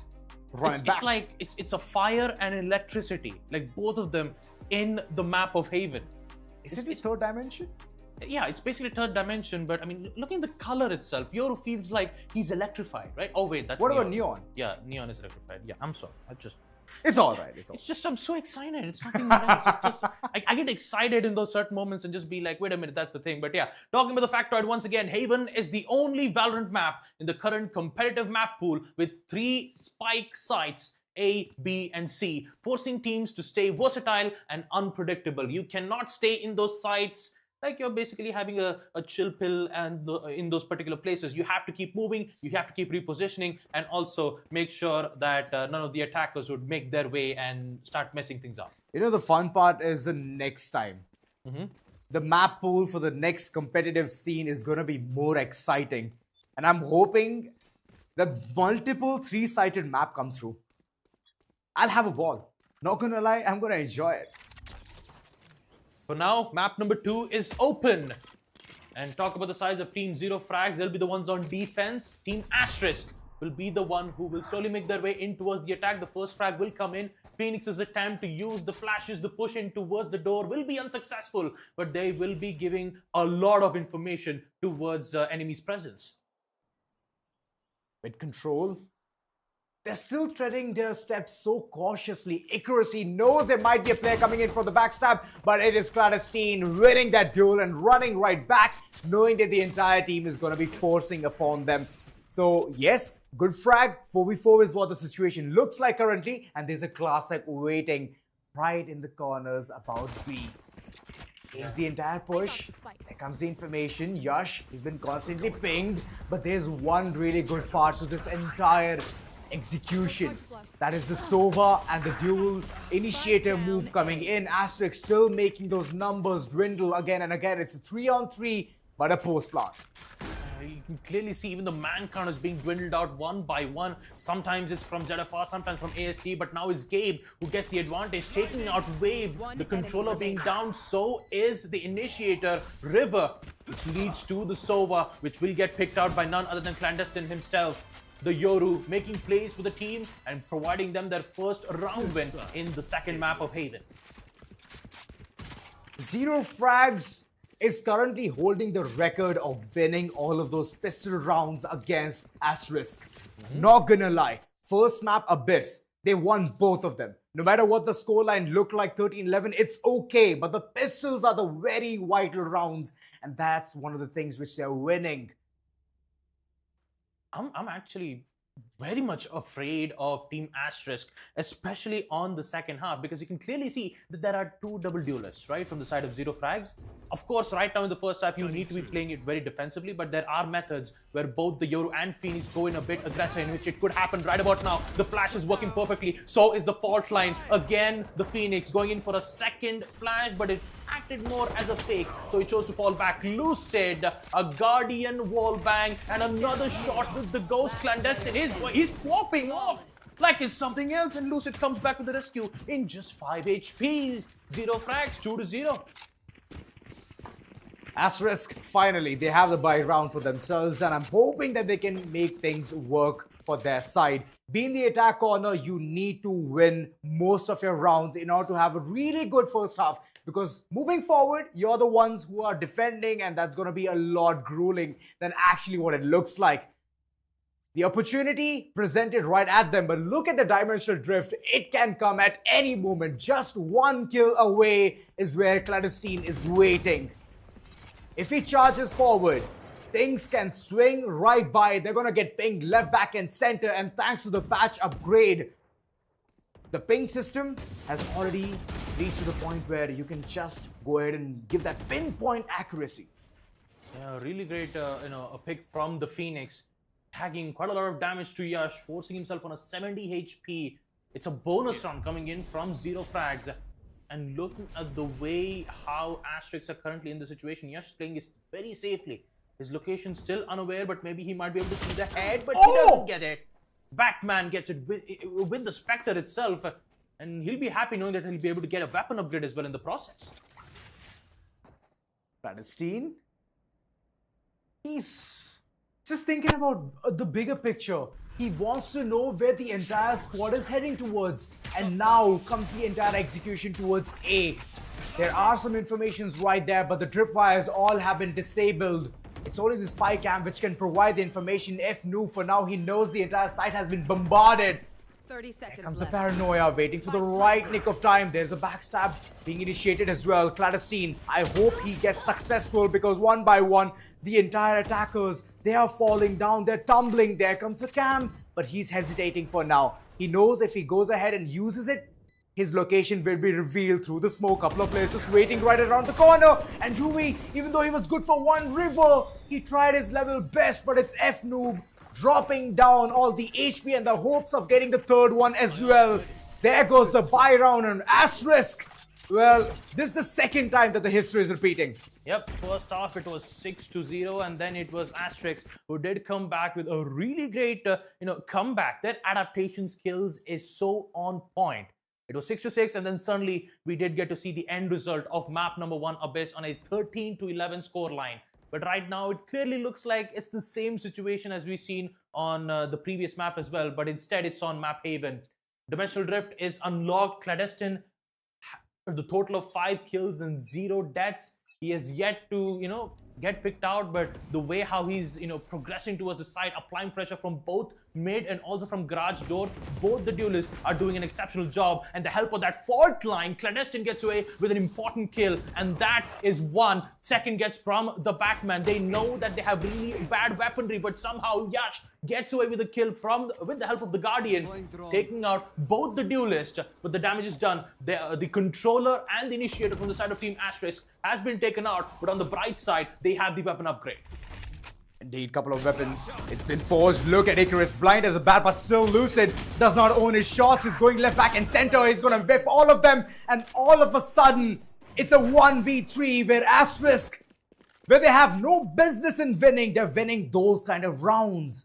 They're like, it's all right. It's okay. Our buy round has been denied. But later on, the follow-up is going to be equally good. F-Noob up for the task. 1v3 and a post plant. Lingering around, just checking all of those tight corners, waiting to see the opponents picking one by one. If he gets those isolated fights, I believe he's going to win this round fair and square. But there's the Nano Swarm waiting right at his doorstep. F-Noob, he is going in for those takes. He knows that he needs to win those battles, but unfortunately, it's going to be Icarus that he falls in the hands to. The first rolls in for Asterisk. And finally, I believe they are breaking that silence, but I believe it's too late. They just have Hunter's Fury, but in response, there is Dimensional Drift. There is alongside running back as well. Not to forget, Neural Theft, which will ping the entire location of the entirety of the team. Yep. Information, all it requires is just one kill. Either of these duelists that are currently applying pressure from both mid and garage, that did happen for like 3 rounds straight. But right now they'll be changing their tactics. Instead, we will be able to witness Yoru, showing his presence from A long. So he'll be playing more of like a lurker role. We're talking about Team Asterisk. They will be, showing their presence all the way towards C long. Run it back will be active. So is the execute on the side. Batman gets one, Yash gets the other, making sure that the controller won't be able to help the side of Team ZEROFRAGS to block important lines of sight. And that is a very impactful kill coming in from Team ZEROFRAGS. Indeed. Now the entire team has already thought about this. They know it's a big push. All of the defenders are waiting towards the spot, towards the seaside itself. And from there on, let's just mark our way, hitchhike towards site A. But before all of that, check mid. Because there might be an enemy lurking in towards the windows area, getting all of that control, understanding what kind of position the enemy team is at currently. The attackers.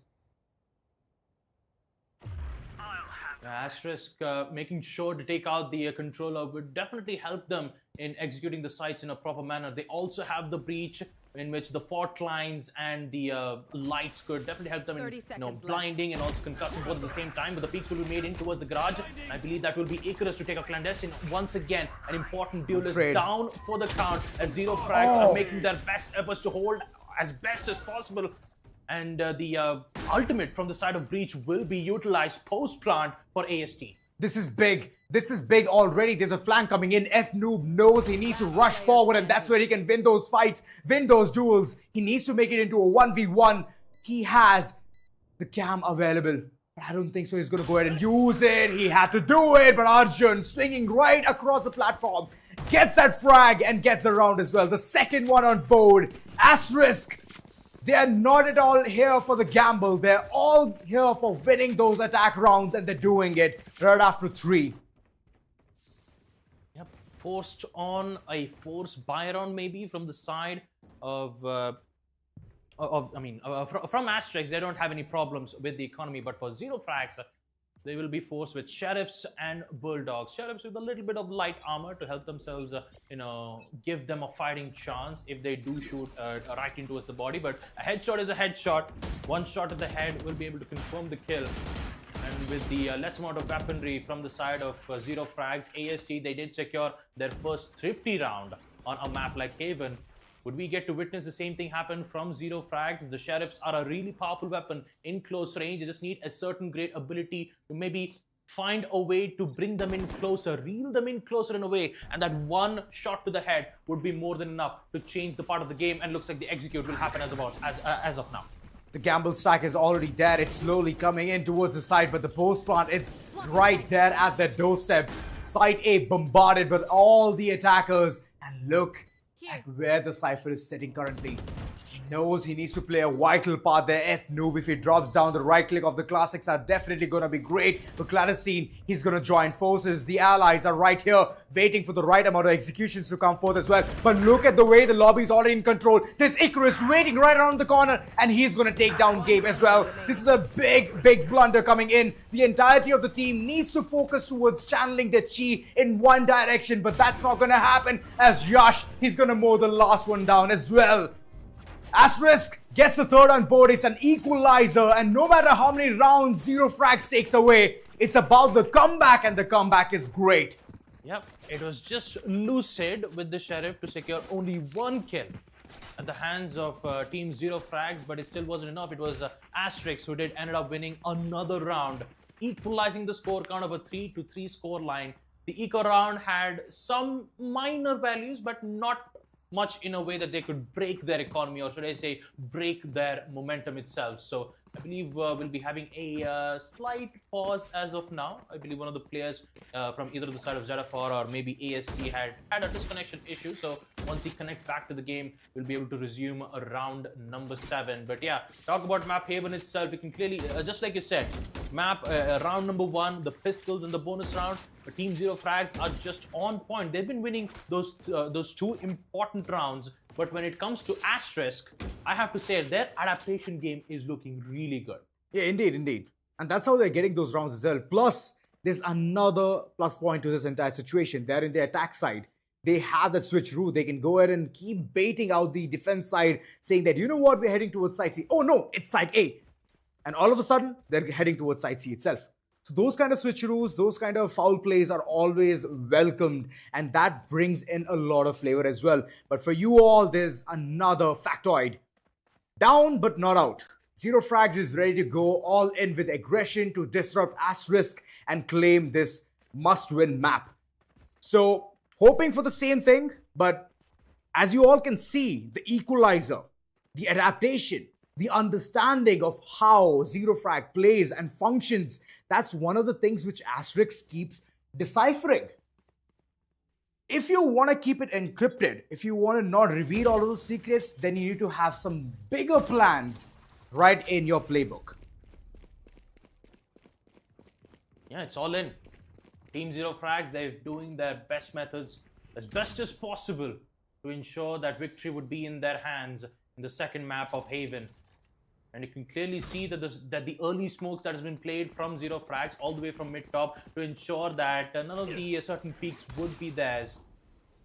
And I believe they're going to play it safe, play for picks, waste a little bit of a time to ensure that they'll be able to show their presence right in towards Garage. That's exactly where Phoenix is currently playing in towards Garage, but no, he's going to fall back all the way from behind to ensure that there is some certain support towards the Omen, because he needs to be alive. Nice push, but no, game immediately removes him out of the equation while Arjun comes in with the trade. It is a trade, but look at those bunny hops. It's not going to work out. You want to enter towards a window, but the window of opportunity will be given to the opponent itself. Lucid for now, all of those flashes. It's going to be on point, but his aim is not. Arjun, this man has been spotting all of those players, and after this post plant, he can go ahead and reinstate himself towards the long area. He has the Hunter's Fury, but unfortunately, he chose to go towards the logs. But the lockdown, it has been broken down. Two big mistakes. And right after that, Icarus, he's stuck in this icky position.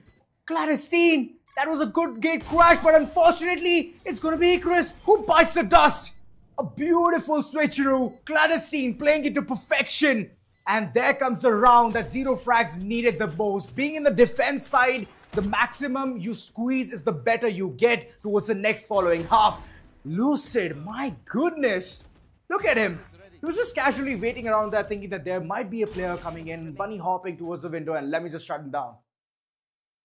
Yeah. the more frags Oh, that God. we get to witness, and of course, yes, he's been scared by the teddy bear.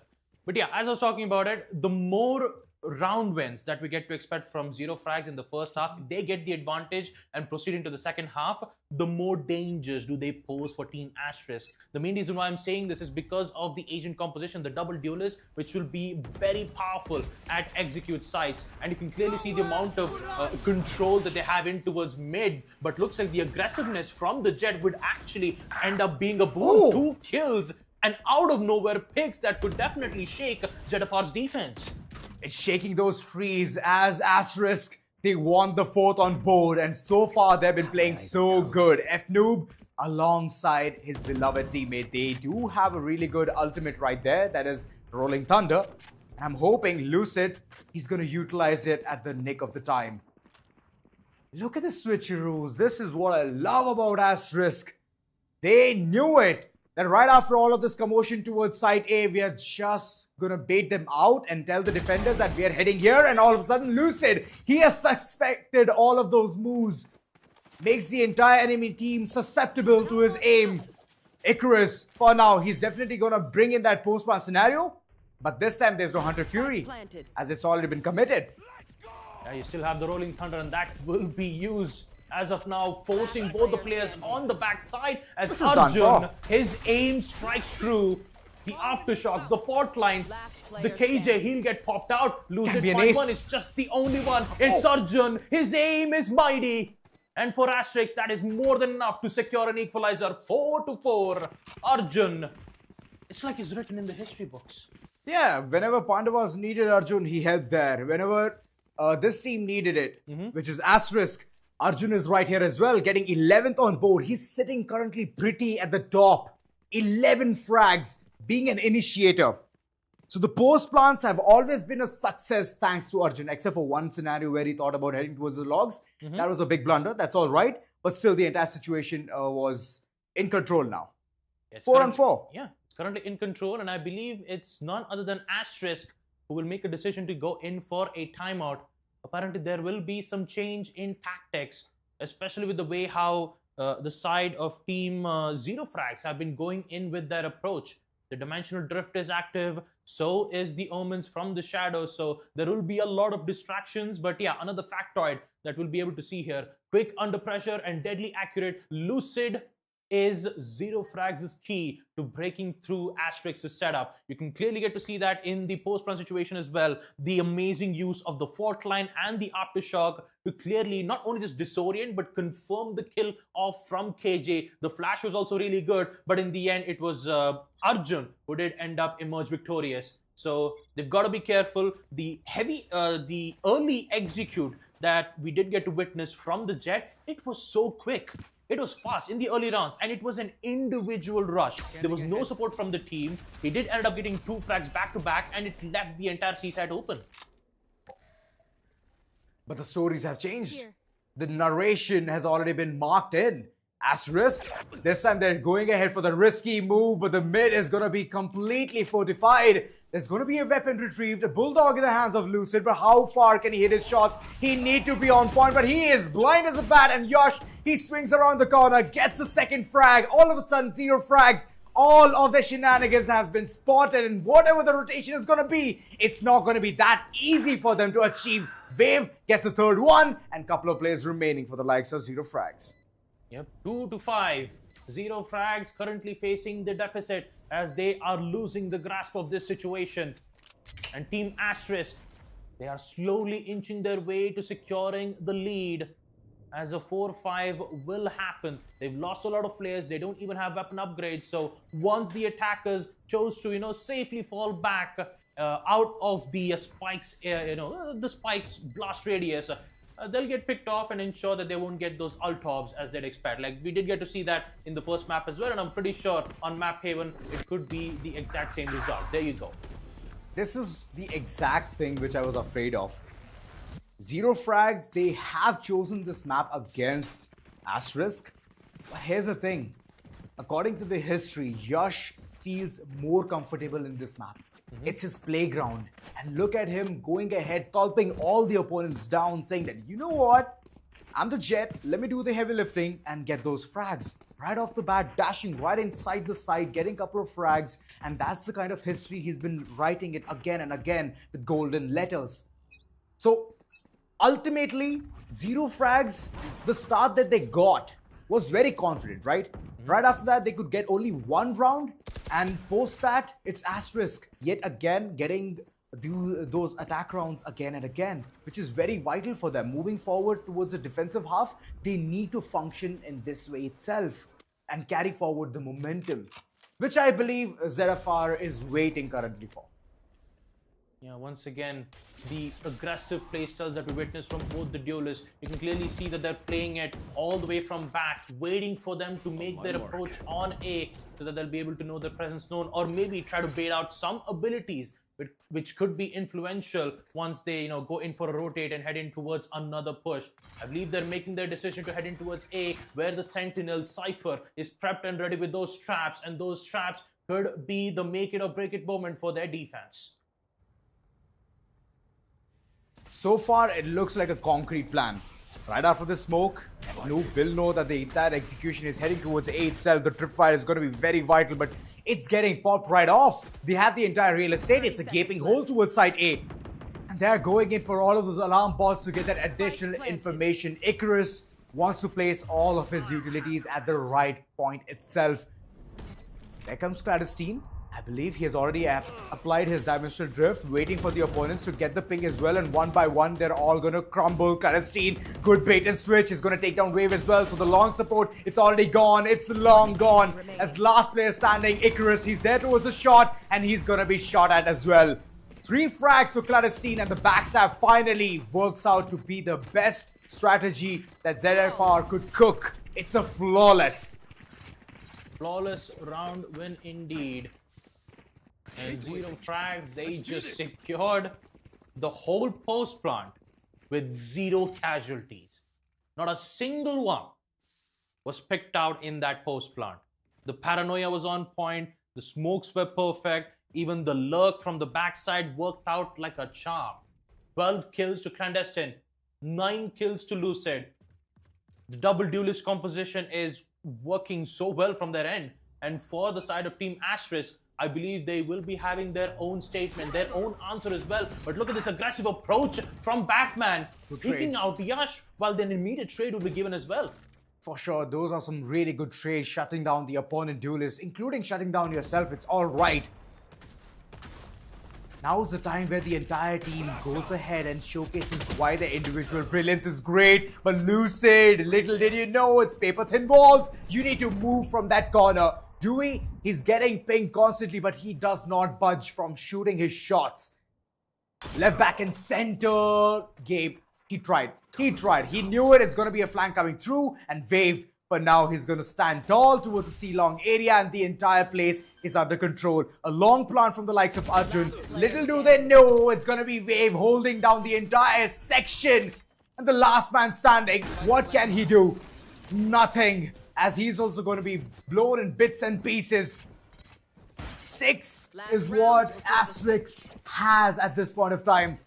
And ZEROFRAGS, well, they're just waiting for the second half. It's all right. The start has been good. They're just expecting if they get yet another round, it's going to be decent.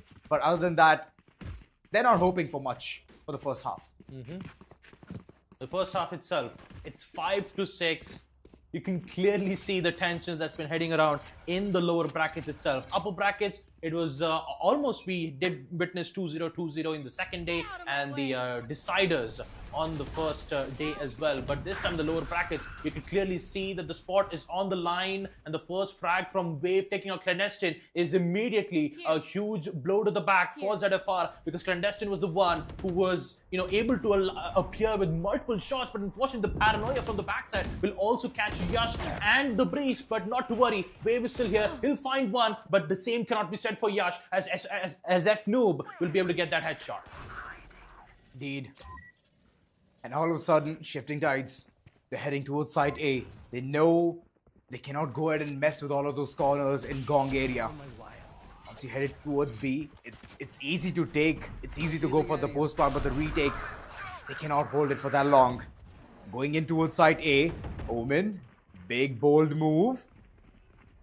And I believe it's all a ruse.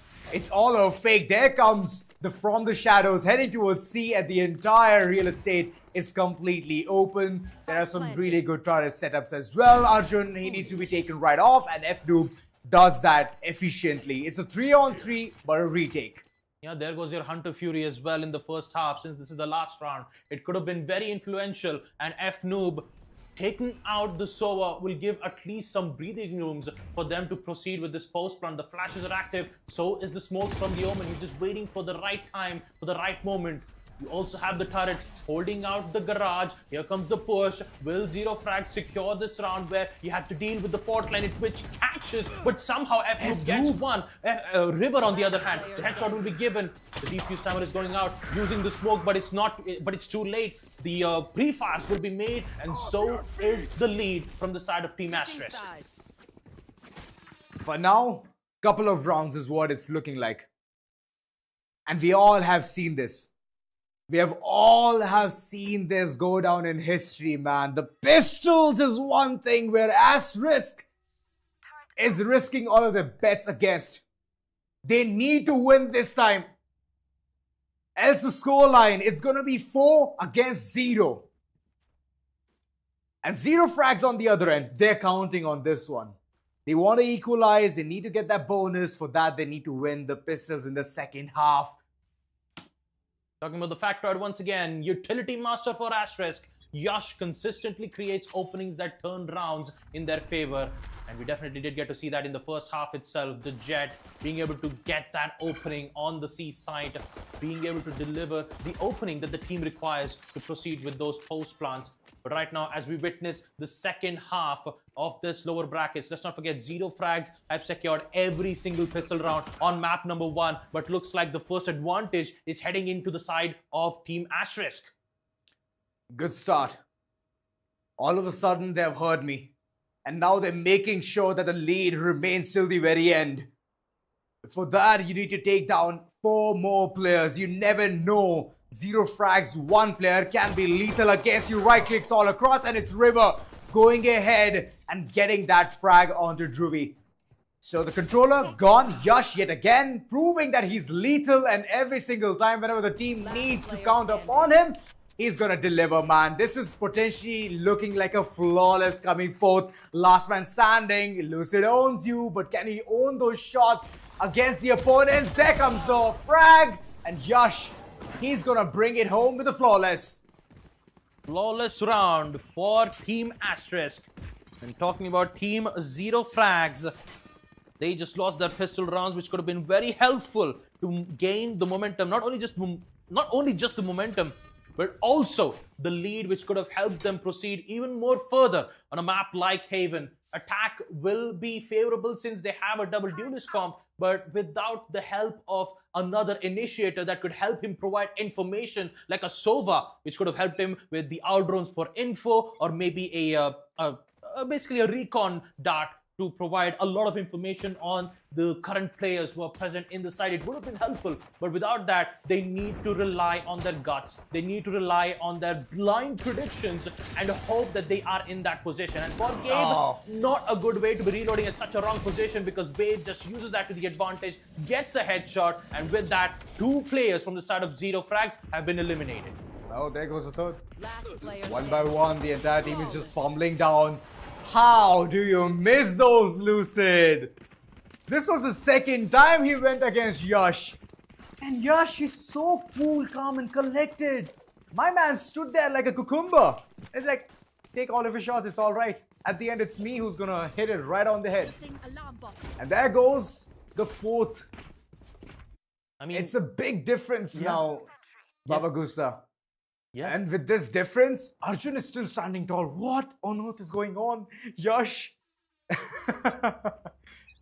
Care to switch roles? I mean, he's already switching roles right about now. I mean, he's not an initiator anymore. He's the duelist, picking up those impressive shots. But as we take a look at the minimap itself, you can clearly see that the spike has been dropped all the way towards spawn. So they are going to be currently playing for picks, and maybe around 40 or 30 seconds they'll make their presence known on their particular sites, which could be around A. Omen will be able to pick up the spike, and so is some information regarding with exactly where those KJ's turrets are. You also have the traps, the turrets, which are placed both from the garage and mid, providing enough amount of defensive maneuvers. But turns out A is out in the open as Clandestine gives the opening, taking out Arjun. And now does Clandestine have another idea of breaches in information? Yes, he does. Gabe will be able to pick out Wave, and so does River. In just 45 seconds. Now it's Asterisk who is facing the deficit. Had to. It was a buy round. And in this round, they had to shine. Clandestine, good for the fourth, and it's a flawless coming in. 0 frags, they were done being pastured right across. Bashed from the first round of second half of the pistol and the bonus as well. Now it's about damn time to give that response. But here's the thing, right? Asterisk, they have the money to go ahead and yet again get that bonus round for themselves. So how can 0 frags retaliate now? Because they're all going to wait for their individual gun gameplays and isolate all of those fights. That's what we have been seeing from the likes of AST. Yeah, the double duelist will definitely be a pain, because not only you need to deal with the Phoenix, you also need to deal with the Yoru, who would out of nowhere teleport in a location that it could be far away from the backside of the site, forcing the players to focus on 2 lines of sight, which will be very difficult to handle. And using that distraction brings a lot more problems towards the side of Team Asterisk. A tech pause just to assess the entire situation. I feel the ultimate is going to come in real soon for the likes of Clandestine, and yeah, that's going to be the case. Can be a real game changer. So can Because I'm Batman do as well. I've not seen the equal amount of contribution from the likes of Because I'm Batman. And mind you guys, whenever I've seen Batman in this particular map, he has always brought in the trifecta, which is Neon. But now when the Neon is already nerfed so much, even he's hesitating to pick that agent. And if he would have, I believe the results would have been something different. Even though she has just 1 slide, it's okay. You still have to count it. That's one of the things. It's situational according to the devs. So in that situation, he has already polished himself. I was hoping that he could have chosen Neon as the agent, but okay. Phoenix is also understandable. You can run it back. But Clandestine, I don't think so. He has the option to do that at the second duelist. He also fades away. Oh my god. 2 duelists, which could have been so influential once they head in towards the execute of the site, but they eventually forgot that there is a jet with an AWP pushing aggressively towards C long. It is the most common thing that you would always see. When you have an AWPer as a jet, always make sure to fall back. Or either fall back or maybe use some flashes to try to contest, go in for double peaks, because usually if Jet gets 1 frag, he'll immediately just dash back to safety. But River, on the other hand, is in a very good position. His location still isn't compromised just yet. He's going to play it safe.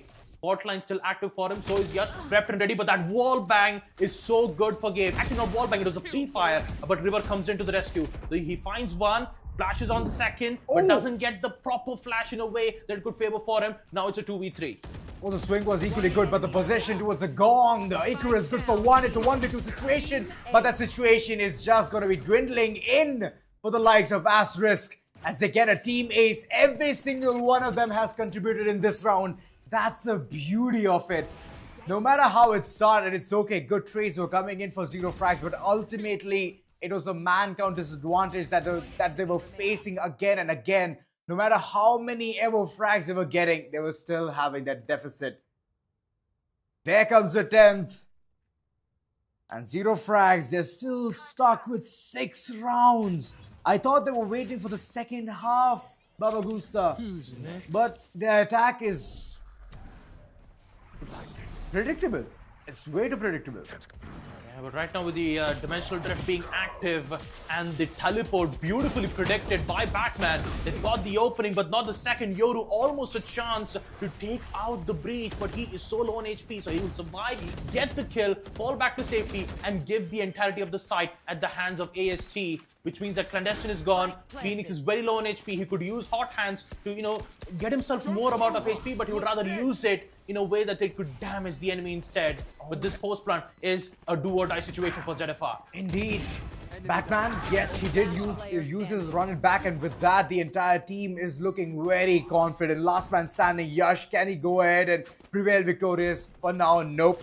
He's running away. He just wants some collateral beauty of this entire situation, and then eventually keep that operator for the next following round. Batman, he got a bit antsy there. He thought that he could get that op to be dropped down, but nope, that's not gonna happen. As Yash, he's in safety, and the entire team is reconsidering their thoughts, their processes, and yet again rewiring themselves for the next following round. But there's a 3-round gap, and with this, even if Asterisk makes a couple of mistakes, it's all right. They still have the third. They still have a chance. They are like a cat. Yeah. 9 lives, right? More than that, surprisingly. Yeah, for Asterisk is 10, so they just need like 3. They only have 3 lives left, I believe. I hope so. I am a cat lover myself, and every time when I see a cat, I'm like, wait, look, 9 lives. So lucky. But talking about Yash though, my goodness, the Blade Storm, the dash, and the kill. That is one way to get a kill, and just like that, the controller is off the board. Oh no. ZEROFRAGS, what have you done? What have you done? That's a big mistake and a half. And the way all of those set pieces are working out, Yash, he's like the pendulum. If he swings and he hits his shots, it's all gonna look great. But nope, unfortunately, his Blade Storm is all over. But the hidden angles is one of the things that this team is heavily relying upon. But okay, there's a counterpart. ZEROFRAGS, all of a sudden, they have made sure that they are gonna be emerging victorious in this following round. Situation is dicey, and so is the entire attack part as well. The defenders, Wave, treading his steps cautiously. But the blind, it's for sure gonna be an hindrance. But for how long? He has a smoke, successfully places, goes for the teleportation. But Clandestine, look at him reading the opponent like a book.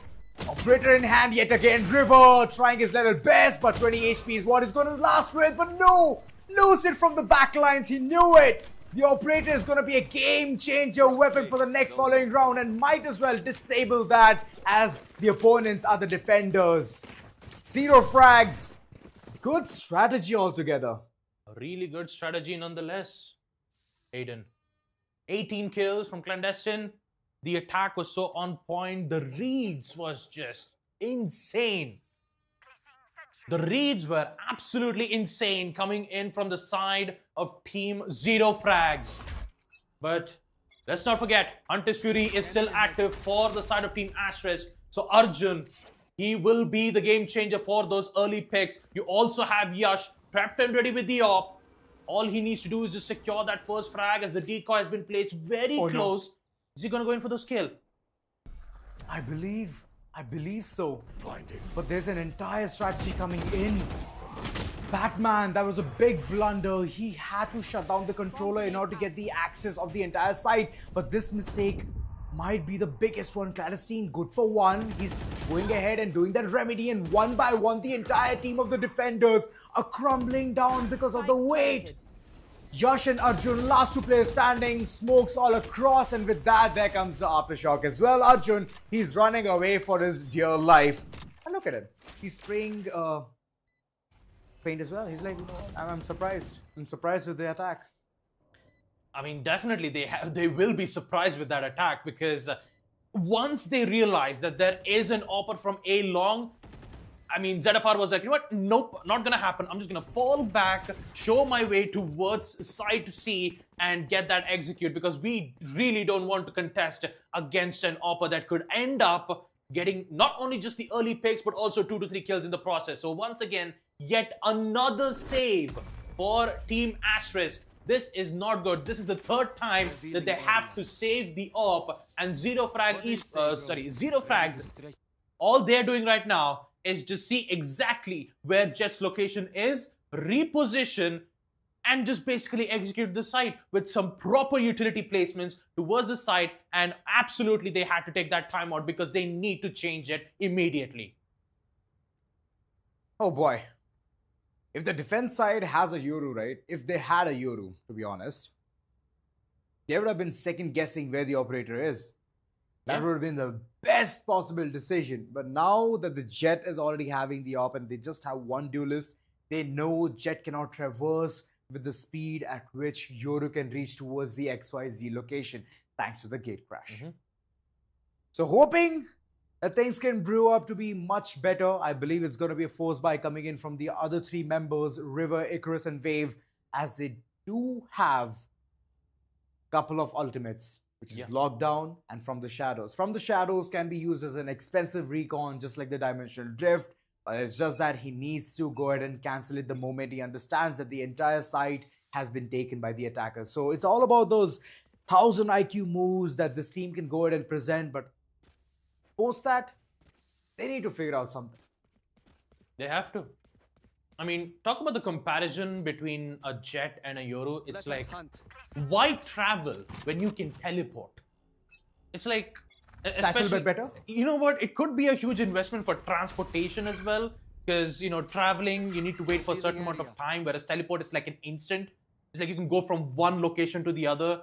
You know, it could be a good investment, but we still haven't, you know, made that technology just yet. I don't know why, but you're quoting Dragon Ball Z here. No, I just said teleport. Where did... Instant transmission. Yeah, but talking about the round as of now, we can clearly see that the pressure from Garage is just so much as Clandestine is leading the charge. With 2 players off the board, so is the side from Team Asterisk as the mighty Arjun arrives just in the nick of time to get those 2 kills back to back. But the spike plant is happening right at the A side and is none other than Dewey Gabe. The only chance for Team ZEROFRAGS to get them back on track. Indeed. Arjun has a lot of shots in his quiver. And he's just going ahead, dismantling every single opponent of his. Yash, he is standing there. He's going to spot the head. And Batman, for now, he's going to descend. Gabe being the last player standing. And it's Arjun. Again for the rescue. Goes in for the defuse as well. Yash! My God. This guy was just waiting for the right time. You know, waiting out with that operator. Just understanding that this might be the chance where a player might be lurking in towards the connectors and thinking that he can be smart, but no, the smartness, the accuracy, and the shot was precise coming in from his end. Yeah, fun fact. Lockdown is still active. From the Shadows is still active. And the most important part, Hunter's Fury. So not only didn't they use any ult utilities from the side of Asterisk, they can use it in this round as well. So this important kill, and or should I say a very crucial moment for Arjun to be able to handle out these kills, is a game-changing moment. But talking about this round itself, Yash, he finds one. That's the first duelist. But can they find Yoru? He's currently playing at the backside. Is it more than enough to get it? No. Clandestine with the judge will find one. Here comes KJ to ensure that both the duelists has been taken care of, and the advantage still at the hands of Team Asterisk. You still need to be worried about the breach ultimate that could be in play unless and until Sova, aka Arjun, would be able to get that information and try to convert those information to kills with the help of Hunter's Fury. They'd be able to get the advantage, but he's going to use it for post plant, right? He's going to make sure that he would be able to stall the time if they head in towards A or B execute, because Haven is almost an attacker-sided map. They need to be careful on those sites. But all in all, Arjun, he's waiting on A. All he needs to do is just wait for 30 seconds and wait for the attackers to make their play. And here is that. That play was there towards the connectors, but unfortunately it has already been shut down, shunned. ZEROFRAGS, nowhere to go, nowhere to hide. They have mid control, but that's pretty much it. No side control whatsoever. And look at that, the alarm bot is just right there in that corner to get more information if players are heading towards side B. And there comes the info game. And from here on, even if they go for a post plant, it's going to be the Hunter's Fury being committed, denying the plant. And they need, mind you guys, 4 seconds to go ahead and accomplish that. Close-knit corner, Lucid definitely owns his shots, but the lockdown is going to be even more deadly, forcing all the attackers to skedaddle their way through. But till then, they can enjoy the time they have gotten inside the lockdown. And you can clearly look at the positionings that the attackers are playing. They are way behind the side, and here comes the rolling thunder from the side of Breach that will flush out both of the defenders. You can clearly see that the amount of risk, the fear, the impact, the desperation of ZFR to get this round win, or else they won't have the chance for the third. Oh! The Jet gets one. He's still clinging on the spike, but he doesn't get the second. The Omen. Dewey, Gabe, 2 kills. Even with the lockdown, Hunter's Fury, ZEROFRAGS come back stronger. 10-11. Asterisk. What just happened? What just happened? That was amazing. You had it under control. You had it under grabs. What just happened? Individual brilliance.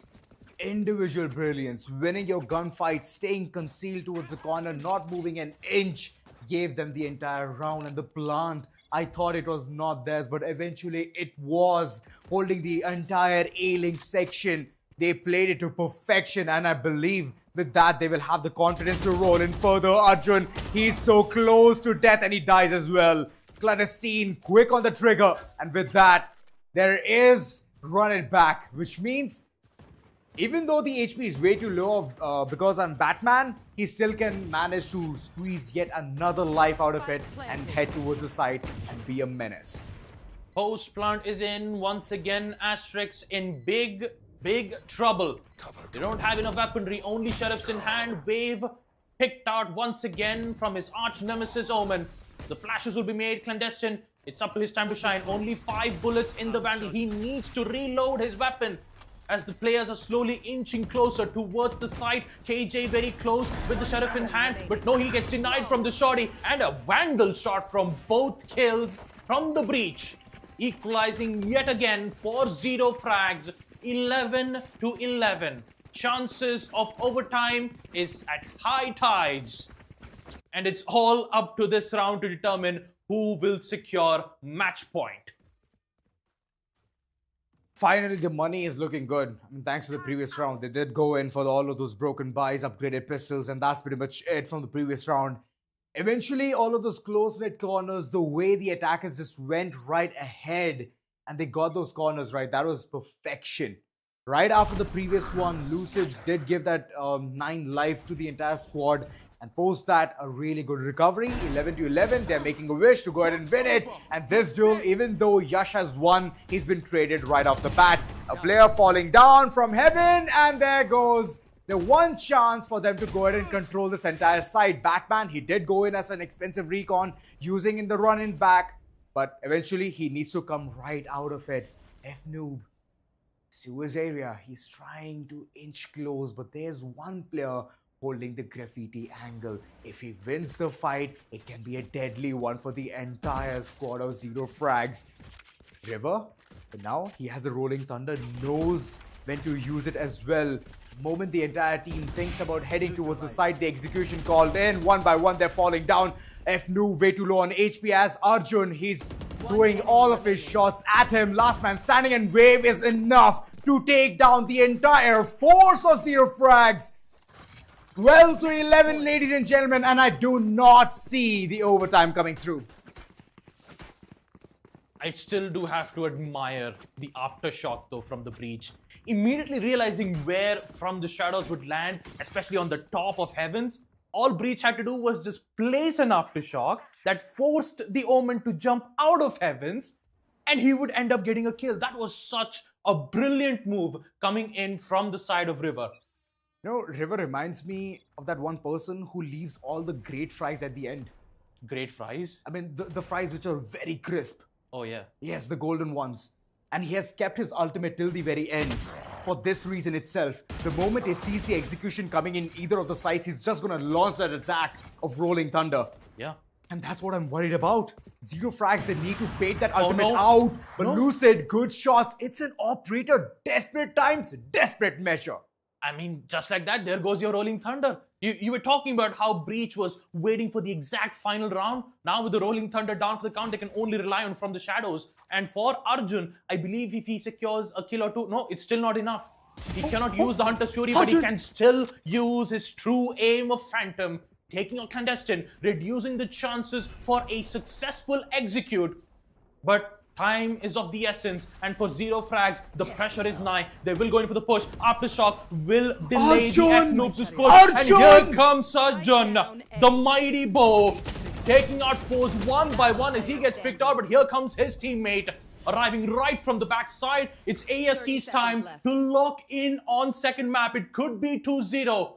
It's just 24 seconds. It's a 2v1. It's all up to Dewey Gabe to put this to OT. Where is the spike though? He needs to go ahead and retrieve it as well. Yash knows all of these plays. He's very close. And with that, Icarus, a perfect backbone for the entirety of the team. And he saves Yash as well. What a beautiful game, man. What a beautiful game. Till the very end, they gave a fight. But eventually, ZEROFRAGS have to fade away. Fortunately for ZEROFRAGS, their journey comes to an end. But what a way to show that amazing matchup here for both on map Abyss and also on map Aven. It was tooth and nail. It was this close for Asterisk to lose map number 2 and proceed to the deciders, which was none other than Ascent. Oh boy. Man, I thought ZEROFRAGS for sure are gonna do this, man. I was expecting, I had all of my eggs in one basket. And I believe that's what even ZEROFRAGS were thinking about the second half. Being the attack, they can go ahead and showcase a really good forefront, but the pistol had to be perfect, which they lost. And that's where the entire thing started dwindling.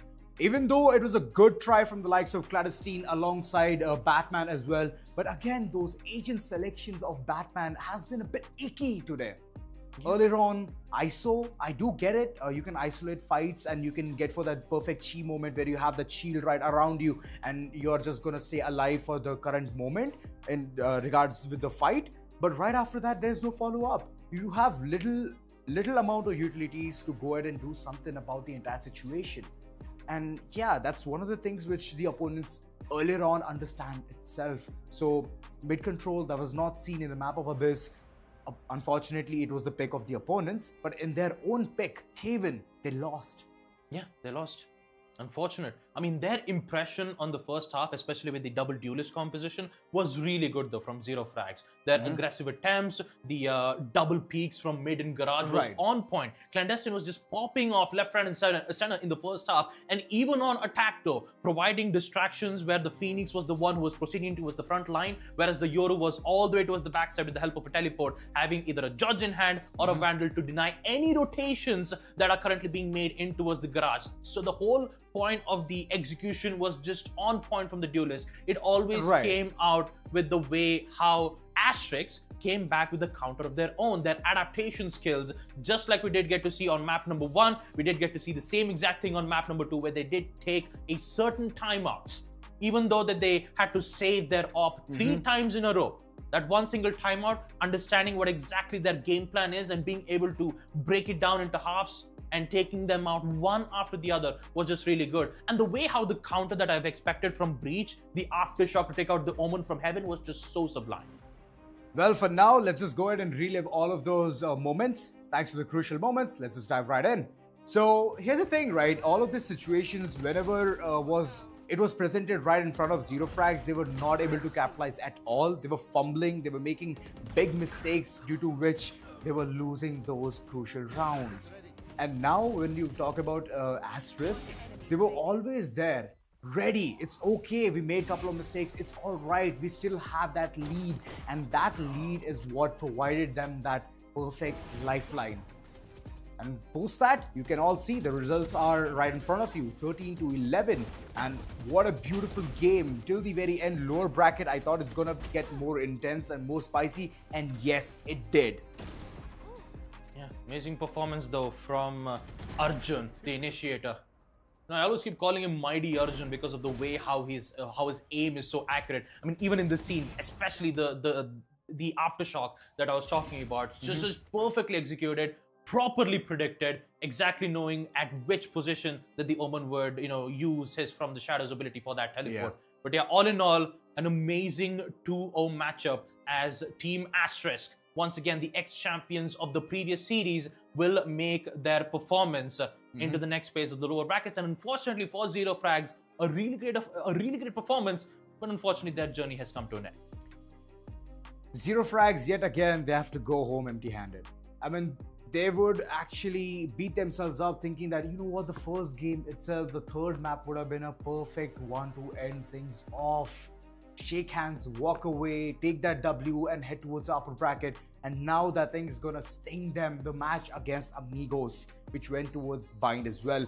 So for now, guys, let's just go ahead and look at the individual collaboration which has come from all of these teammates, how well they have performed, how many first bloods were achieved, 4 first kills from the likes of Clandestine, good effort, good amount of initiative, but at the end, you know what matters? The team play. The entire squad rushing down towards the site and holding that post plant to perfection, which I could not see in the second half from the likes of ZFR. But on the other end, Asterisk, they had a really good first half, and moving forward, they could roll that momentum. And their dice, every single time they rolled it, it was 6s.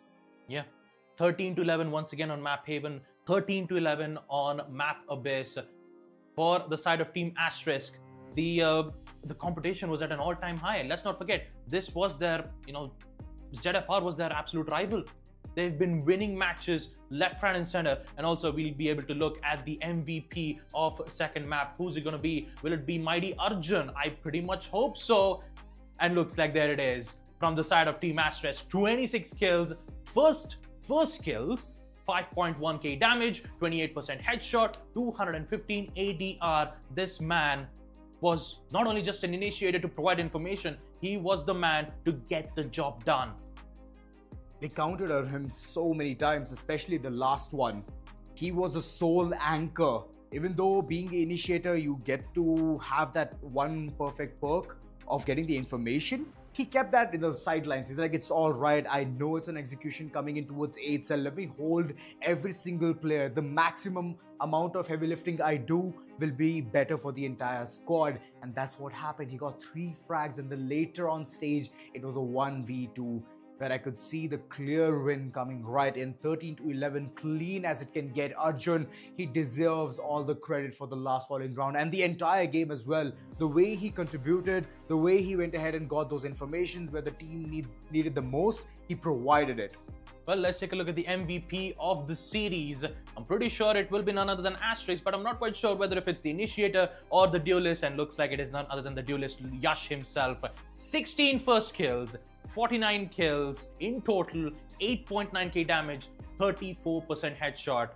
A really brilliant performance on both the maps, on map number 1 Abyss and also on map number 2 Haven, while he was playing as the Jet. His op shots were precise. His first shots always counts as a kill. No misses. His accuracy was really well, and eventually it did favor a really great win for the side of Team Asterisk. Because of Yash, because of the initiators, they will be able to proceed into the next phase of the Showdown series. He has been very consistent.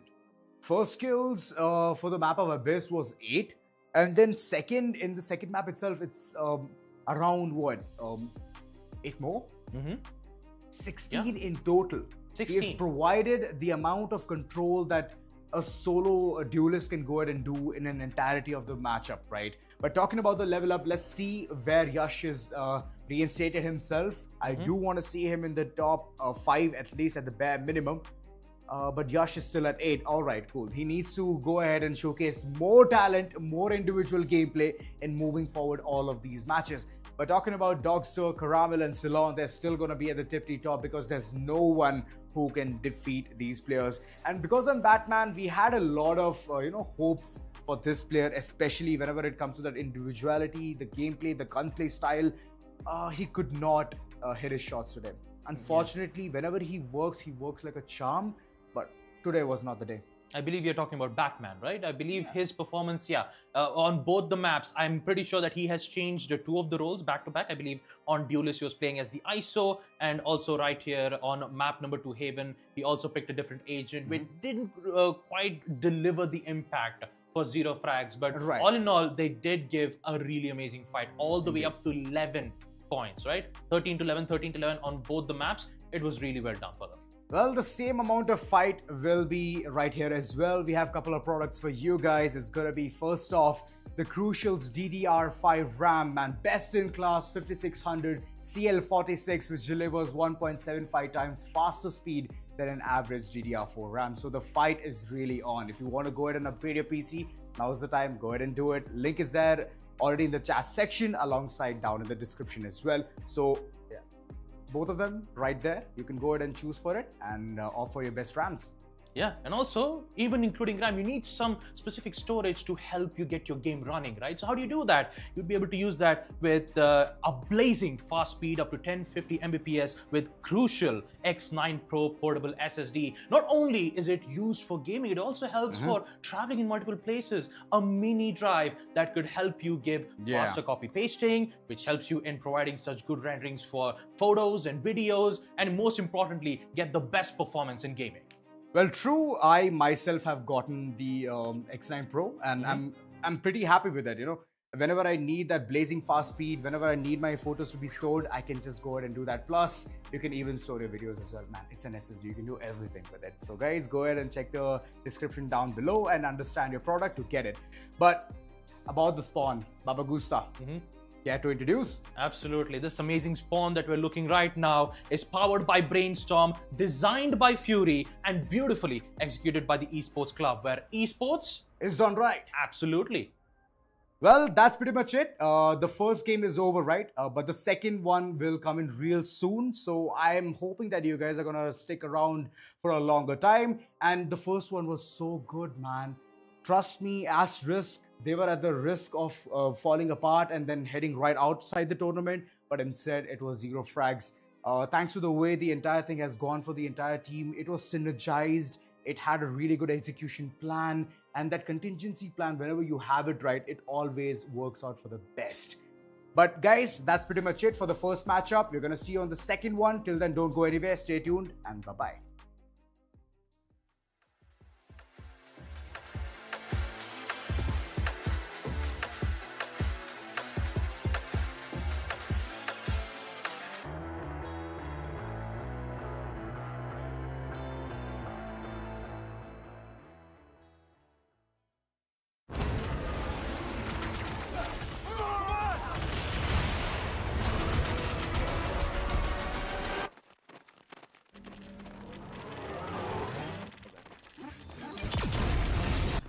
When are you gonna upgrade your system?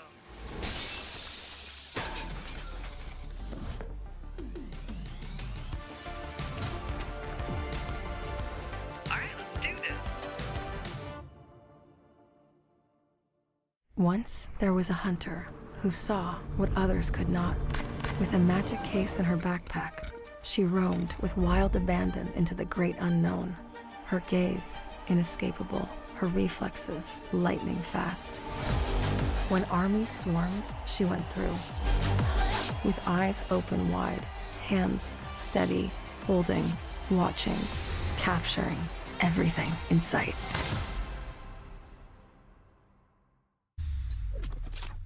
The Crucial Pro DDR5 RAM kit comes with a sleek, modern look that will complement any build. But aesthetics aside, it's the performance that really matters. So let's dive into it. The default JEDEC timings are 46, 45, 45, but it does come with 2 XMP and Expo settings for those looking for a little more performance. With XMP 3.0 Profile 1, you can push the speed up to 5600 megatransfers per second. If you prefer a slightly lower speed but tighter timings, Profile 2 offers 5200 megatransfers per second at 42, 42, 42 timings. We've run some benchmarks and stress tests to give you an idea of how it performs. In general, dropping the speed and tightening the timings with the second XMP/Expo profile yielded better results for us on our test system. Paired with a Ryzen 7800X 3D, we saw anywhere from a 1 to 5% performance bump depending on workloads. All in all, the Crucial Pro DDR5 64GB RAM kit by Micron is a fantastic choice for first-time builders and enthusiasts alike.